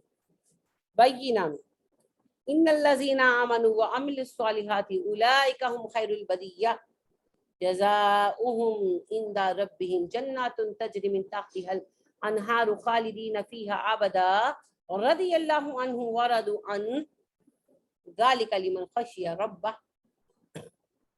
ہر اس بندے کے لیے انعام ہے جو اللہ سے ڈرا. یہاں اللہ وہی جملہ فرما رہے ہیں کن کے لیے؟ جو حق کے ساتھ ہیں. اولئک حزب اللہ، یہ اللہ کا حزب ہیں، لشکر ہے اللہ کا کام کرنے کے لیے کھڑے ہوئے ہیں، اللہ کے مزدور ہیں. تو جو اللہ کی راہ میں مصیبتیں اٹھائیں پھر اللہ راضی نہ ہو ان سے. اللہ بہت راضی ہوتا ہے, بہت راضی ہوتا ہے. اللہ جلدی راضی ہوتا ہے, اللہ بڑا قدردان ہے. لیکن کچھ کریں تو صحیح, خالی بیٹھ بیٹھ کر نہیں نا, ہے نا. ہم نے تو کسے بھی وہ بنائے نچ کے یار منا لو, نچن اللہ راضی نہیں ہوتا نا, وہ کام کرنے سے راضی ہو, وہ نماز پڑھنے سے راضی ہو. ابھی جیسے بہن کہہ رہی ہیں تو ساحل صاحب فرماتے ہیں کہ جی نماز پڑھو نہ پڑھو, گانے سنو بے شک, کنسرٹ دیکھو, لیکن بڑی جنگ کے لیے تیار ہو. جو کیسے تیار ہوں گے؟ وہ جو ٹیڈی بیچارے بنے بچے بیٹھے ہیں اچھا ایک دن کام والی چھٹی کر لے, ان کی روح قبض ہو جاتی ہے. اگر لائٹ چلی جائے ان کو غش آ جاتے ہیں, اگر ان کے ہاتھ سے خون نکل آئے وہ بے ہوش ہو جاتے ہیں. وہ جنگ کریں گے؟ کس نے کہا آپ سے؟ کیسے کریں گے؟ آج تک کر سکیں؟ یمن والے ٹک سکے؟ کشمیر والے اب تک ٹکے ہوئے, فلسطین والے ٹکے ہوئے, یمن والے ٹک سکے؟ نہیں ٹک سکے, آسائشوں میں بیٹھے تھے نا. ایسے نہیں ہوتی تھی جنگیں. اگر ہو سکتی نا تو مصر سے نکل کر جو ہے بنی اسرائیل جنگ کر لیتے. نہیں, اللہ نے 40 سال ٹریننگ دی ان کو. فطرت کے مقاصد کی کرتا ہے نگہبانی, یا بندہ صحرائی یا مرد کوہستانی. وہ اقبال کہتے ہیں نا, تیرے صوفے ہیں افرنگی, تیرے قالین ایرانی, لہو مجھ کو رلاتی ہے جوانوں کی تناسانی. میرا بیٹا ایک بریڈ انڈا خریدنے کے لیے سٹور تک پیدل نہیں جا سکتا, اس کو گاڑی نکالنی ہے, وہ جنگ کرے گا. میرا بیٹا حج پر جاتا ہے اور پیدل چل کر آ کر اسے طواف زیارہ کرنا پڑتا ہے, اس کی نفسیت چھوٹ جاتی ہے, اس کی ٹانگوں میں کریمپس پڑ جاتے, وہ جنگ کرے گا. کس نے کہا آپ کو؟ جنگ کرنے والوں کے یہ آثار نہیں ہوتے. نرم و گرم بستروں پر بیٹھ کر گانے سن کر اٹھ کر جہاد نہیں ہوتے. اگر یہ ہو سکتا نا تو جب 1947 میں تقسیم ہند ہوئی تھی, مسلمان سکھوں کا مقابلہ کر لیتے. کیوں نہیں کر سکے؟ سکھ ٹف لائف کی عادی تھے, جنگلیوں جیسے جاٹ لوگ تھے نا, اور مسلمان آسائش پرست. کیا گاجر مولی کی طرح کاٹا ہے انہوں نے, پتہ ہے آپ کو؟ 50 لاکھ افراد کا قتل عام تو رجسٹرڈ ہے, اور جن کی کوئی گنتی نہیں ہوئی وہ اللہ جانتا ہے. بچا سکے؟ اپنی عورتوں کو بچا سکے؟ ان کی ہاتھوں سے چھین کر بیٹیاں لے گئے, بچا سکے؟ ایسے نہیں ہوتا جی. جو جس چیز کے لیے تیار ہوتا ہے وہ اس چیز کے لیے تیار ہوتا ہے. شاہ فیصل کے وقت میں نا دھمکی دی تھی امریکی صدر نے کہ ہم تمہارے تیل کے کنویں تباہ کر دیں گے.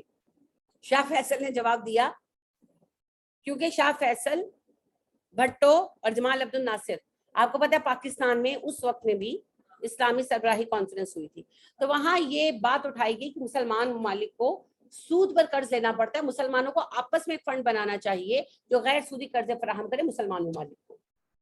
اور اس چیز کو سرپرستی دی تھی شاہ فیصل نے. ظاہری بات ہے سعودی گورنمنٹ کھڑی ہو جاتی تو مسلمان ممالک اکٹھے ہو ہی جاتے, رو پٹ کر ہی صحیح. تو 3 اس کے مین فگر تھے, پھر تینوں مروا دیے گئے. بھٹو کا سین اور رہا, جمال عبد الناصر مروائے تو نہیں گئے, ان کی حکومت ختم کر دی گئی, اور شاہ فیصل قتل کروا دیے گئے. یہ ایک ریزن ہے, باقی ریزنز پر میں بحث نہیں کرتی. خیر, تو شاہ فیصل کو دھمکی دی تھی اس بات پر. اس کی میٹنگ نیکسٹ جب کال کی انہوں نے, تو امریکی صدر نے دھمکی دی کہ ہم تمہارے تیل کے کنویں اڑا دیں گے. تو شاہ فیصل کا جواب بڑا دلچسپ تھا. شاہ فیصل نے کہا اڑا دو, ہم تو صحرائی لوگ ہیں, ہم تو اونٹوں پر بیٹھ کر اپنے کام کر لیں گے, تمہاری جی پی اور ٹینک کیسے چلے گا؟ تیل کی ضرورت ہمیں نہیں تمہیں ہے. یہ شاہ فیصل کہہ سکتے تھے. اب محمد بن سلمان نہیں کہہ سکتا, کیونکہ وہ خود ان آسائشوں کا عادی ہے, لہٰذا وہ اونٹ پر بیٹھ کر صحرا میں نہیں جا سکتا, اسی لیے غلام ہے وہ امریکہ. یہ چیزیں چینج ہو چکی ہیں جی, یہ چیزیں چینج ہو چکی ہیں. یہ جو اللہ نے بے گھر کیا نا یمن والوں کو, یہ ایسے ہی نہیں کیا. آخری معاملات میں یمن کا بڑا رول ہے, لیکن ایسے رول ادا کریں گے, آرام سے بیٹھے ہوئے ہیں, عیشیں ہو رہی ہیں, ناچ گانے دیکھ رہے ہیں, سود کھائے جا رہے ہیں, کام بہت کم لوگ کر رہے ہیں. وہ جو انہوں نے ایک دفعہ انویسٹ کر دیا وہ سود سے کام آئے جا رہا ہے, اور عیش کی زندگی گزر رہی ہے. ایسی قومیں دین کو سپورٹ نہیں کر سکتی, جہاد نہیں کر سکتی. اللہ نے اجاڑ کے رکھ دیا, اب بیٹھے ہوئے بے گھر ہو کر, اب اگلی نسل اور حالت میں اٹھے گی. وہی بے گھری اللہ نے سر پر مسلط کر دی. بنی اسرائیل کو صحرا میں پھینکا, ان کو یورپ کے راستوں میں لا کر پھینک دیا. اور آپ دیکھیں گے اگلی نسل کی مینٹالٹی ہوگی. ہمارے تو حالات کتنے سخت ہیں جی, ہمارے تو حالات ہی سخت. ہم کورونا سے بچ گئے, اللہ کا فضل, صدقات, اور اس کے بعد امیونٹی. یہ نہر کے گندے پانی میں سارے نہا رہے ہوتے ہیں نا, تو ان کو کیا کرونا انہیں؟ سیدھی سی بات. پینے کو صاف پانی میسر ہے, ایمان کی بات بتائیں, پینے کو صاف پانی میسر ہے ہمیں کیا کرونا انہیں؟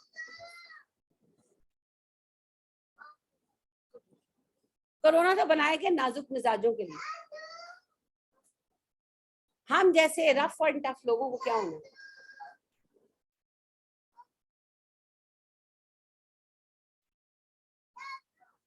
تو لہذا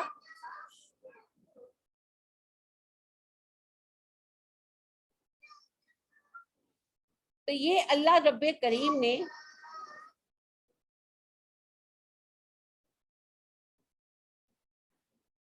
اللہ کا گروہ بننے کے لیے سب سے پہلے خود کو چینج کرنا ہوگا. یہ بالکل کلیئر بات ہے. آپ دیکھیں مدینہ والے فوراً چینج ہو گئے نا, مدینہ والے تو شروع سے لڑاکا لوگ تھے نا. آپ دیکھیں جو لوگ ریجیم میں تھے سب ذہنیت بدلی. جنگ وہ پہلے بھی کرتے تھے, جنگ اب بھی کی, پہلے وہ اپنی قبائلی عصبیت میں کرتے تھے, اب دین کے لیے کرنے لگے. لیکن آسائش میں پڑے ہوئے یہود بنی اسرائیل وہ مومن تھے, مدینہ والے کافر تھے, بت پرست تھے. مکہ والے بھی کافر اور بت پرست تھے. دونوں مسلمان ہوئے اور دین کے لیے جنگ کرنے لگے. کیوں؟ دونوں جنگ کرنے کے عادی تھے, رف تھے, ٹف تھے, مرد میدان تھے. ان کی جنگیں اپنے قبائل کی طاقت وغیرہ کو ظاہر کرنے کے لیے, شوکت کے لیے تھی. اب اللہ نے مقصد بدل دیا, تو کوئی ٹائم نہیں دینا پڑا, جسٹ ان نو ٹائم اسلام لاتے ہی وہ مجاہد بن گئے. بنی اسرائیلی مسلمان تھے, ابراہیم علیہ السلام کے بیٹے کی اولاد تھے, اور مسلمان تھے, نسل در نسل مسلمان تھے. مگر اس کے باوجود انہیں 40 سال ٹریننگ دینی پڑی, کیونکہ مسلمان ہونے کے باوجود وہ آسائش پرست. اور ایک کافر میدان میں لڑ سکتا ہے, ایک آسائش پرست میدان میں نہیں لڑ سکتا. لہٰذا میں نے ایک پڑھا تھا, مجھے بک کا نام اللہ ہی اللہ جنٹل مین شاہی, مجھے بک کا نام ٹھیک سے یاد نہیں ہے. پاکستانی جو ہیں کیپٹن تھے, پھر ایز اے کرنل ریٹائرڈ ہوئے ہیں وہ. تو انہوں نے اپنی یادداشتیں لکھی سعودیہ میں جب ان کا تعینات ہوا نا برگیڈ پورا, تو وہاں فوجیوں کو, وہاں سعودیوں کو فوجی ٹریننگ بھی دینی تھی. تو اس میں وہ واقعات بیان کرتے ہیں کہ فوجیوں کو, سعودیوں کو جب فوجی ٹریننگ دیتے تو گرمی باہر بہت ہوتی نا, تو وہ نکلتے ہی نہیں تھے. کہا ہم نے نہیں آنا, خیموں میں تو ایسے لگے ہوتے ہیں, وہ ہم نے نہیں آنا, ہم سے نہیں اتنی گرمی برداشت ہوتی. تو زیادہ تر شہزادے شروع تھے, تو سختی سے بھی منع کر دیا گیا. تو وہ ان کے آفیسر پٹتے تھے بیٹھ کر, کیونکہ یہاں ٹریننگ تو وہ, یہاں تو آپ کو پتا ہے وہ تو سب کو ایک لائن میں کھڑا کرتے ہیں, اور جرات نہیں کسی کی چوں بھی کر جائیں, اور ساروں کو, یعنی کہ وہی بات ہے کہ 5 منٹ لیٹ نہیں ہوئے تو انہوں نے پٹھو کی سزائیں دے دی, تو بندہ بنا دیتے. اب وہاں وہ کیا کرے, ایک تو سارے شہزادے ہیں جی, پتہ ہے شہزادے کیسے ہیں, اس کے چاچے کی بیٹی کے سسر کا بھتیجا بھی شہزادہ ہے, تو وہ سارے شہزادے ہیں جی. عام بندہ تو وہاں پر ہے ہی نہیں. اب شہزادے صاحب نکل نہیں رہے, ان کو کچھ کہہ بھی نہیں سکتے. تو جس قوم کا یہ حال ہو, اس سے کیا جنگ کرنی. لہٰذا ابھی تک اتنا پیسہ ہونے کے باوجود سعودیہ کے پاس آدمی ہے, اور پاکستان غریب نچڑا ہوا ملک بیچارہ, اور پاکستان کی آرمی اتنی اچھی ہے کہ سب کو اسی کا غم ہے.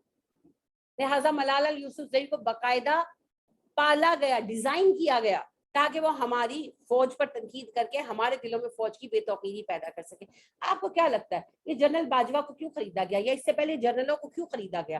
صرف اس لیے کہ ان سے غلط کام کرایا جائے تاکہ ہم فوج سے نفرت کریں. ہماری آرمی اتنی مضبوط ہے, اور یہی وہ خصوصیت ہے جو ہمیں آخری دور میں زندہ رکھے.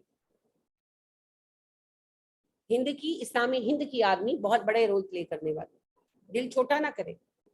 میں پھر وہی, وہ اقبال کا شعر میں نے کل بھی آپ کو سنایا تھا, پھر سناؤں گی. رنگ گردوں دیکھ تو اونابی ہے, یہ ابھرتے ہوئے سورج کی افق تابی ہے. مستقبل اسلام. تو ہمیں اپنے بچوں کی رگوں سے عیش پرستی نکالنی ہے.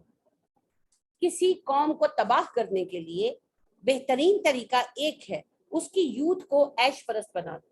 وہ قوم خود بخود اپنی موت آپ مر جائے. وہ اکبر الہ آبادی کہتے ہیں نا، یوں قتل سے بچوں کے وہ بدنام نہ ہوتا، افسوس کے فرعون کو کالج کی نہ سوچی، کہ ایسی تعلیم ڈال دیتا خود ہی سارے بنی اسرائیلی تباہ و برباد ہو جاتے. نہیں آج تک بدنام ہو رہا ہے، بچے مروائے بچے مروائے بچے مروائے. تو ہمارے نوجوانوں کو بھی دو طرح کا نشہ دیا جا رہا ہے. ایک تو ڈرگس کا اتنا نشہ عام ہے، میں پڑھانے جاتی ہوں نا تو میں دیکھتی ہوں کہ زیادہ تر جو اندرون گلیاں ہیں ان کی عورتوں کا مسئلہ یہی ہے کہ ان کے گھر کے بچے جو ہیں نشئی ہیں. اور اتنا یہ سیٹ ہے معاملہ ان کا، یعنی اتنا آرگنائزڈ ہے. مجھے نہیں پتا پولیس ملی ہوئی ہے یا کہ ان کے بہت ویل انفارمڈ ہیں، دونوں ہی باتیں ہو سکتی ہیں، میں نہیں کہہ سکتی. وہ کہتی ہیں ان کو پتا ہوتا ہے کہ کب ڈولفن والوں نے آنا ہے، کتنے بجے ان کا چکر ہمارے علاقے میں ڈیلی کی رپورٹ ہوتی ہے. تو جب ڈولفن والے چلے جاتے ہیں چکر لگا کر تب یہ جا کر لیتے ہیں. اب یا تو ڈولفن والے ملے ہوتے ہیں یا پھر یہ لوگ بہت ویل انفارمڈ ہے، انہوں نے بیچ میں اپنے چھوڑے ہوتے ہیں جاسوس، اللہ عالم.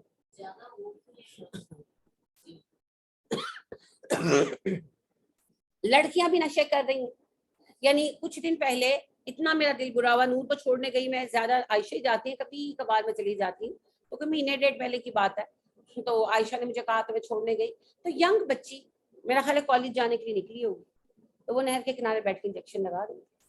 میرا اتنا دل دکھا اتنا دل دکھا اتنا دل دکھا. وہ نظر ہی آ رہا تھا، اس کے حال ہوئے صرف نظر آ رہا تھا کہ یونیورسٹی یا کالج کے لیے نکلی، اور وہ ظاہر ہے گھر میں تو نشہ کر نہیں سکتی، تو نہر کے کنارے بیٹھ کے وہ اپنے آپ کو انجیکشن لگا رہی. ایک تو یہ زہر ہے جو رگوں میں اڈیلا جا رہا ہے، اور دوسرا زہر ہے ہمارا میڈیا، بےہودگی. کتنے ہی لوگوں سے میں نے یہ شکوہ سنا ہے کہ ان کے بچے پورن دیکھتے ہیں. یعنی کہ 2 سال پہلے تک میں نے کم از کم یہ بات نہیں سنی.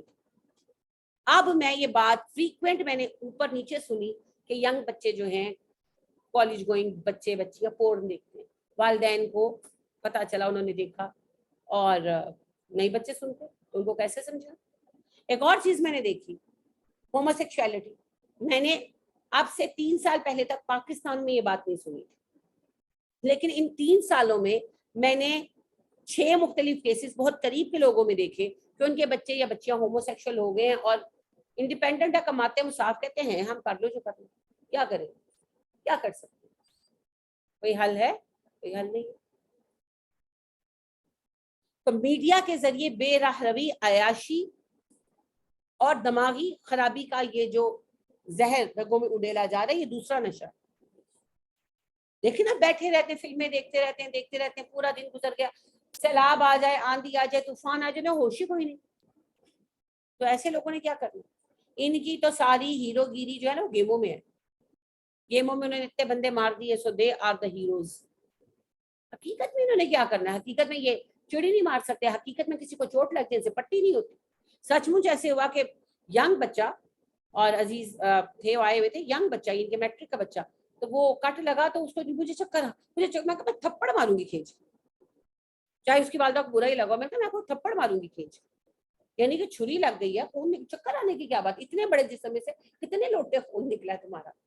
چند قطرے خون کٹ سے کتنا خون نکلتا ہے، ہمیں روز لگتے ہیں کچن میں ایسے کٹ، کبھی نوٹس بھی نہیں کیا، خود ہی دھو دھو کے ہم کام میں لگ جاتے ہیں. اور میٹرک کا بچہ ہو، اتنا لمبا اونچا چوڑا ہو، اور اس کو چکر آنے لگ جائے، اور ڈیفینیٹلی اس کے گھر والوں کو برا لگا ہوگا، انہوں نے اتنا لاڈا ہلایا. لیکن میں کہا میں آپ کو تھپڑ ماروں گی وہ پہ اگر آپ نے دوبارہ یہ بات کی. بیٹھ جاؤ آرام سے. ان کا ہوا کیا؟ اوپر میں نے سینی پلاس لگایا تو اللہ اللہ خیر سن، یعنی سینی پلاس والا زخم. ان لوگوں نے جہاد کرنا، حال ہے ان کا جہاد کرنے والا. ہاں جی، میں نے 50 بندے مار دیے اور میں نے 10 بندے مار دیے. یہ صرف گیموں میں ہی مار سکتے. یہ بہت بڑی سازش ہے جسے ہم سمجھتے نہیں. تو یہ بڑی غلط فہمی ہے. اگر تربیت کے بغیر جہاد ہو سکتا تو اللہ پاک مکہ میں اجازت دے دیتے، مگر 13 سال مکہ کے اور 1 سال مدینہ کا، 14 سال بعد اللہ نے کہا اب تم جنگ کرو، اب تمہیں اجازت. 14 سال ٹریننگ دی اللہ نے، پھر کہا اب جنگ کرو، اب تم جنگ کے لائق ہو. اور اس میں بھی ہے حقیقت، یاد رکھیے، 9 آموز جو بچے تھے نا، بدر میں تو 9 آموز تھے ہی نہیں نا.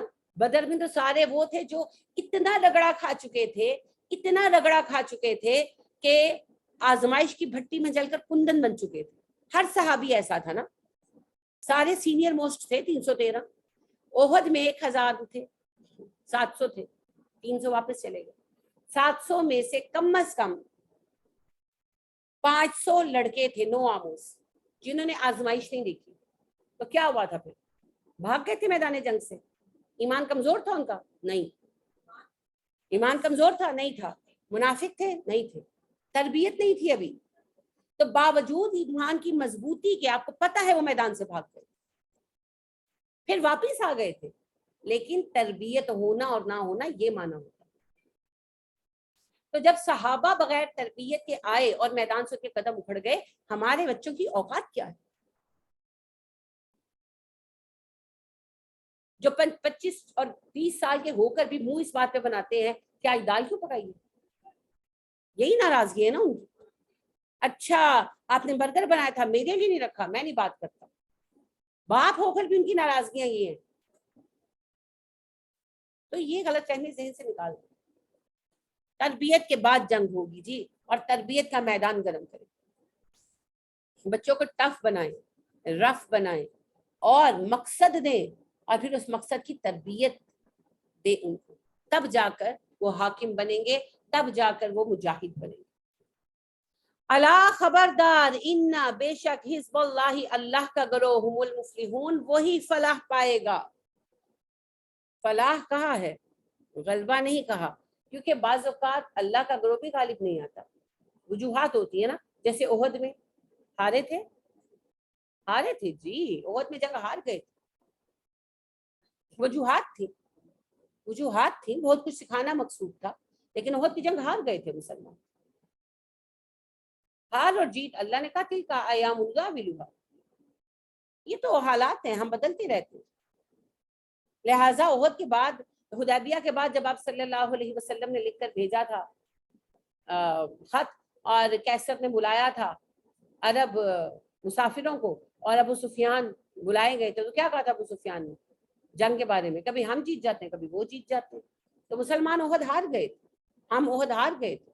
1965 کی جنگ جیتی تھی ہم نے, 71 کی ہار گئے تھے, ریزنز تھی مگر ہار گئے.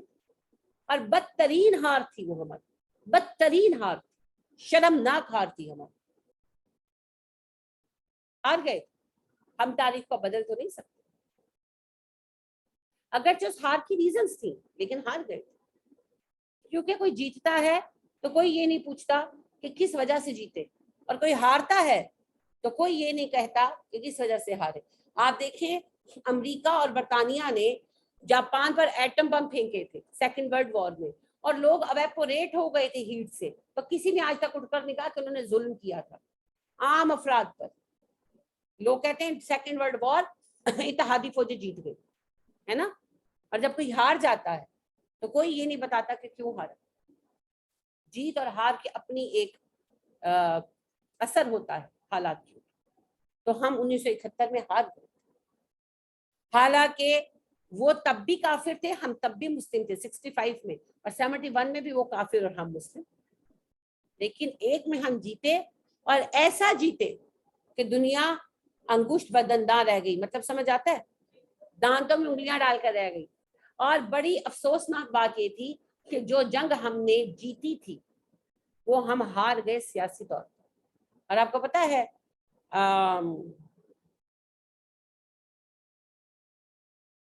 کیا ہے, ٹائمز میگزین نے یہ کیپشن دیا تھا کہ پاکستان نے جو جنگ میدان میں جیتی, شملہ کے ٹیبل پر ہار دی. یعنی پاکستان اس وقت اس پوزیشن میں تھا کہ کشمیر آزاد ہو سکتا تھا, مگر بہرحال سیاسی غلطیاں ہوئی, سادگی اپنوں کی دیکھ, اوروں کی عیاری بھی دیکھ. اور پھر 71 میں تو جو ہوا وہ ویسے ہی بہت تکلیف تھے. تو بہت جی تو جو اللہ پاک یہاں کہہ رہے ہیں کہ اللہ کا گروہ ہی جو ہے, اللہ کا گروہ ہی جو ہے وہ فلاح پائے گا, تو دنیا کی کامیابی بھی انشاءاللہ ہاتھ آئے گی. اور بعض صورتوں میں اگر وقتی طور پر نہیں آتی تو کوئی فرق نہیں پڑتا, آخرت کی کامیابی تو مومنوں ہی کے لیے ہے. کیونکہ ضروری نہیں ہوتا نا کہ پہلے قدم پر کامیاب ہو جائیں. 1857 میں بر صغیر پر قبضہ ہوا برطانیہ کا, رائٹ, اور 1947 میں پاکستان آزاد ہوا. 100 سال لگے نا, 1857 1957 تقریباً 100 سال بن جاتے. اب تب سے تحریکیں چل رہی تھی, بہت ساری تحریکیں فلاپ ہوئی نا, سارے لوگ مارے گئے. اب وہاں سے جو 2-4 بچے انہوں نے نئی تحریک کی بنیاد رکھی, وہ تحریک فنا ہوئی, پھر نہیں, وہ سلسلہ چلتا رہا, ناکامیوں سے سیکھا, اور مسلسل جو ناکام بھی ہوئے ان کی چوٹوں نے بھی برطانوی اقتدار کو نقصان تو پہنچایا نا. فائنلی پھر اللہ نے فضل کیا اور 1947 میں ہمارا ملک اپنا بن گیا. پھر 1947 سے پاکستان کو تباہ کرنے کی کوششیں بھی ہو رہی ہیں اور پاکستان کی استحکام کی کوششیں بھی ہو رہی ہیں. اب بہت سارے لوگ اٹھے ناکام ہوئے, اب کچھ نہ کچھ انشاءاللہ ہو جائے گا. اور جتنا مجھے سمجھ آتا ہے, جو حالات میری سمجھ میں آ رہے ہیں, میں پہلے بھی کہہ چکی ہوں, اکنومیکلی اور پولیٹیکلی اور سوشلی پاکستان ڈیولپ ہو جائے گا انشاءاللہ. البتہ مذہبی الحاد کا سامنا کرنے کے لیے تیار ہے, کیونکہ ویسٹرنائزیشن ہوگی تو الحاد کا ایک بڑا طوفان آئے گا جس کا سامنا ہمیں کرنا پڑے. اللہ رب کریم ہمارے لیے آسان کر دے. لیکن مطلب یہ ہے کہ کسی بھی قدم پر یہ ہو سکتا ہے کہ کوئی گروہ کام کر رہا اور وہ ناکام ہو جائے. اس کی میں آپ کو پاکستان کی بات کی مثال دیتی ہوں. مولانا مودودی نے بہت کام کیا مگر بظاہر کوئی کامیابی نہیں ہوئی, کوئی خاص کامیابی تو نہیں ہوئی, وہ وفات پا گئے. مگر یہ انہی کا لگایا ہوا پودا نا جو پھلا پھولا, اور آج آپ دیکھیں کتنے لوگ گھر گھر میں قرآن پڑھا رہے. تو ضروری نہیں کہ جو پہلا گروپ آئے وہ کامیاب ہو جائے, وہ تو رستہ ہموار کرنے کے لیے آتا ہے. جیسے آدمی کے آگے ہوتے ہیں نا, پہلا گروپ جو ہوتا ہے فرسٹ گروپ, اس کا کام ہوتا ہے رستہ ہموار کرنا, راستے میں آنے والی مصیبتیں دور کرتے جانا, پتھر ہٹاؤ, سگنلز دو, ہر مسئلے کو حل کرتے جانا تاکہ پیچھے آدمی پہنچ جائے. تو وہ تو پھر ایسے ہی ہے, پہلے گروپ کی کامیابی کوئی ضروری نہیں ہے. اور کئی ریلے آتے ہیں جو ناکام ہو جاتے ہیں اور اس کے بعد پھر کامیابی ملتی ہے, رائٹ. تو جو پہلے آئے اور دنیاوی اعتبار سے ناکام ہو گئے, مارے گئے یا ان کی تحریکیں ختم ہو گئی, اجر تو ان کو اللہ کے پاس لکھا ہوا ہے, وہ کہیں نہیں جانے گا. ٹھیک ہے, تو لہٰذا اللہ کا کرو تو کامیاب ہو سکے انشاءاللہ. تو یہی بات میں کل بھی آپ سے کہہ رہی تھی کہ حزب الرحمان میں شامل ہو جائیے. گروہ تو اس وقت 2 بن رہے ہیں, حزب الرحمان, حزب الدجال یا حزب الشیطان, جو چاہے کہہ لیں. ایک تیسرا گروہ بیچ میں وہ ہے جو بیٹھ کر تماشا دیکھ رہا ہے. یہ جو تماشائی ہے نا, اس نے بھی ریلے میں بہ جانا. قیامت کے دن اللہ ان کا کیا فیصلہ کرتے ہیں وہ کہ علیحدہ معاملہ ہے, مگر انہوں نے بھی ریلے میں بہ جانا. کھڑے رہیں گے صرف وہ جو مومن شجر ثابتہ بن کے کھڑے ہیں, اور یہ حزب الرحمان ہوگا. کیونکہ مومن شجر ثابتہ ہے نا, تو سیلاب آتا ہے تم تو تیز, تو درخت کھڑے رہ جاتے, سارے چھوٹے موٹے پودے جڑی بوٹیوں تو بہ جاتی. تو شجر ثابتہ بن جائیے, ایمان اپنا لیجئے اور اللہ کے گھروں کا حصہ بن جائیے, حزب الرحمان میں شامل ہو جائیے. اور یاد رکھیے تماشائی مت بنیے گا, ہمیشہ یاد رکھیے گا سب میں تماشائیوں کا کیا انجام ہوا. لہٰذا دین کو اتنا ہلکا مت لیں کہ ہم خرابی نہیں کر رہے, ہم تو بیٹھے ہوئے نہیں. بیٹھ رہنے والوں کا بھی کوئی مقام نہیں, مقام ہے کام کرنے والوں. لہٰذا کیجئے, جو کر سکے کرے, کچھ تو کرے, کچھ نہ کچھ ضرور کرے, کچھ نہ کچھ ضرور. اپنا حصہ ڈالیں جی, اپنا حصہ ڈالیں. ایک افسانہ ہے حرم کا کبوتر, بڑا پسند ہے مجھے. ایک کبوتر جو ہوتا ہے نا, وہ لوگوں کو, کبوتر کا بچہ ہوتا ہے, وہ لوگوں کو باتیں کرتے سنتا ہے. یعنی ایک گھر میں کبوتروں کا آلنا ہوتا ہے, تو کبوتر کا بچہ سنتا ہے.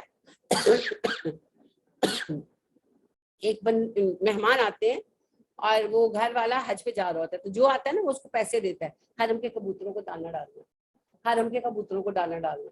تو اپنی ماں سے کہتے ہیں ماں کبوتر تو ہم بھی, ہمیں تو کوئی نہیں ڈالتا, سارے حرم کے کبوتروں کو دانا بیچ رہے ہیں. تو کہتے ہیں بیٹا حرم کے کبوتر بڑے مقدس ہوتے ہیں, وہ اللہ کے گھر کے ہمسائے. وہ کہتے ہیں اماں میں بھی حرم کا کبوتر بنوں. وہ کہتا ہے بیٹے تو کہاں حرم کا کبوتر بنے گا, ہم یہاں حرم کہاں. وہ کہتا نہیں میں تو جاؤں گا. وہ چلا جاتا. تو وہ پھر ایک افسانہ ہے نا, تو وہ اڑتا ہے, طوفان آندیاں سب اس کے پاس جھڑ جاتے ہیں, اس کی چونچ خراب ہو جاتی ہے. تو جب وہ حرم فائنلی پہنچ جاتا ہے تو وہ دیکھتا ہے کہ پیارے پیارے کبوتر دھلے دھلائے نکھرے, تو گندا سا اس کے پر بھی اتر گئے, اس کی پنجے خراب ہو گئی, اس کی چونچ خراب ہو گئی مسلسل آزمائشوں سے. تو ایک طرف افسردہ ہو کر بیٹھ جاتا ہے اور سوچتا ہے کہ ان صاف ستھرے کبوتروں میں میرا کیا مقام, میں کہاں ان میں شامل ہو سکتا ہوں, سفر تو میں نے کر لیا پر میں تو ان کے لائق نہیں ہوں. تو وہ اسی غم میں آنکھیں بند کر کے بیٹھا ہوتا ہے, تو ایک آواز سنتا ہے, اس کو ان کی آواز آتی ہے کہ ماں بچے سے کہہ رہی ہوتی ہے کہ بیٹے حرم کے کبوتر کو دانا ڈالو. تو وہ آنکھیں کھول کر دیکھتے ہیں تو اسی کے سامنے کھڑے ہوتے ہیں. کہ آپ پر کیسی بھی, یہ ایک افسانہ ہے نا, علامتی افسانہ. بات یہ ہے کہ اللہ کے بندوں میں شامل ہونے کے لیے جب آپ دوڑ لگاتے ہیں, آپ کا کوئی بھی نقصان ہو جائے, آپ کسی طرح کے بھی حالات میں گزر جائیں, شمار تو آپ کا اللہ کے بندوں میں ہی ہوگا نا. پھر حرم کا کبوتر بننے کی دوڑ لگائیں. اللہ ہمیں لائق کرتے. اس دوڑ میں شامل ہونا ہی بڑی بات ہے جی. دیکھیں جو میراتھن میں ریس میں حصہ لیتے ہیں, جو ہار جاتے ہیں, کیا ان کا نام حصہ لینے والوں میں نہیں ہوتا؟ میراتھن کے شامل ہونے والوں میں نام تو ہوتا ہے نا, ان کا نیشنل لیول پر سلیکشن تو ہوا ہوتا ہے نا. جیتے گا تو کوئی ایک آدھی نا, سب تو نہیں جیت سکتے, لیکن وہ نیشنل لیول کے پلیئر تو بن گئے ہوتے ہیں نا. تو اللہ کے کام میں حصہ لے کر کامیاب ہونا سب کا نصیب نہیں, کامیابی ایک آدھ کو ملتی ہے. وہ وجہ وہی ہے کہ کسی ایک آدھ نہیں جیتنا ہے, مگر جس نے حصہ لیا وہ اللہ کے ہاں چنا تو گیا نا, سلیکٹ تو ہو گیا نا. اب کامیابی تو اس نے دینی تھی, وہ ہم نے تھوڑی دینی ہے. لہٰذا لوط علیہ السلام نبی ہو کر ایک بندہ مسلمان نہیں کر سکے, کیونکہ انہوں نے مسلمان کرنا ہی نہیں تھا, اللہ نے کرنا تھا. ان کا کام تھا کام کرنا, وہ انہوں نے ساری عمر کی.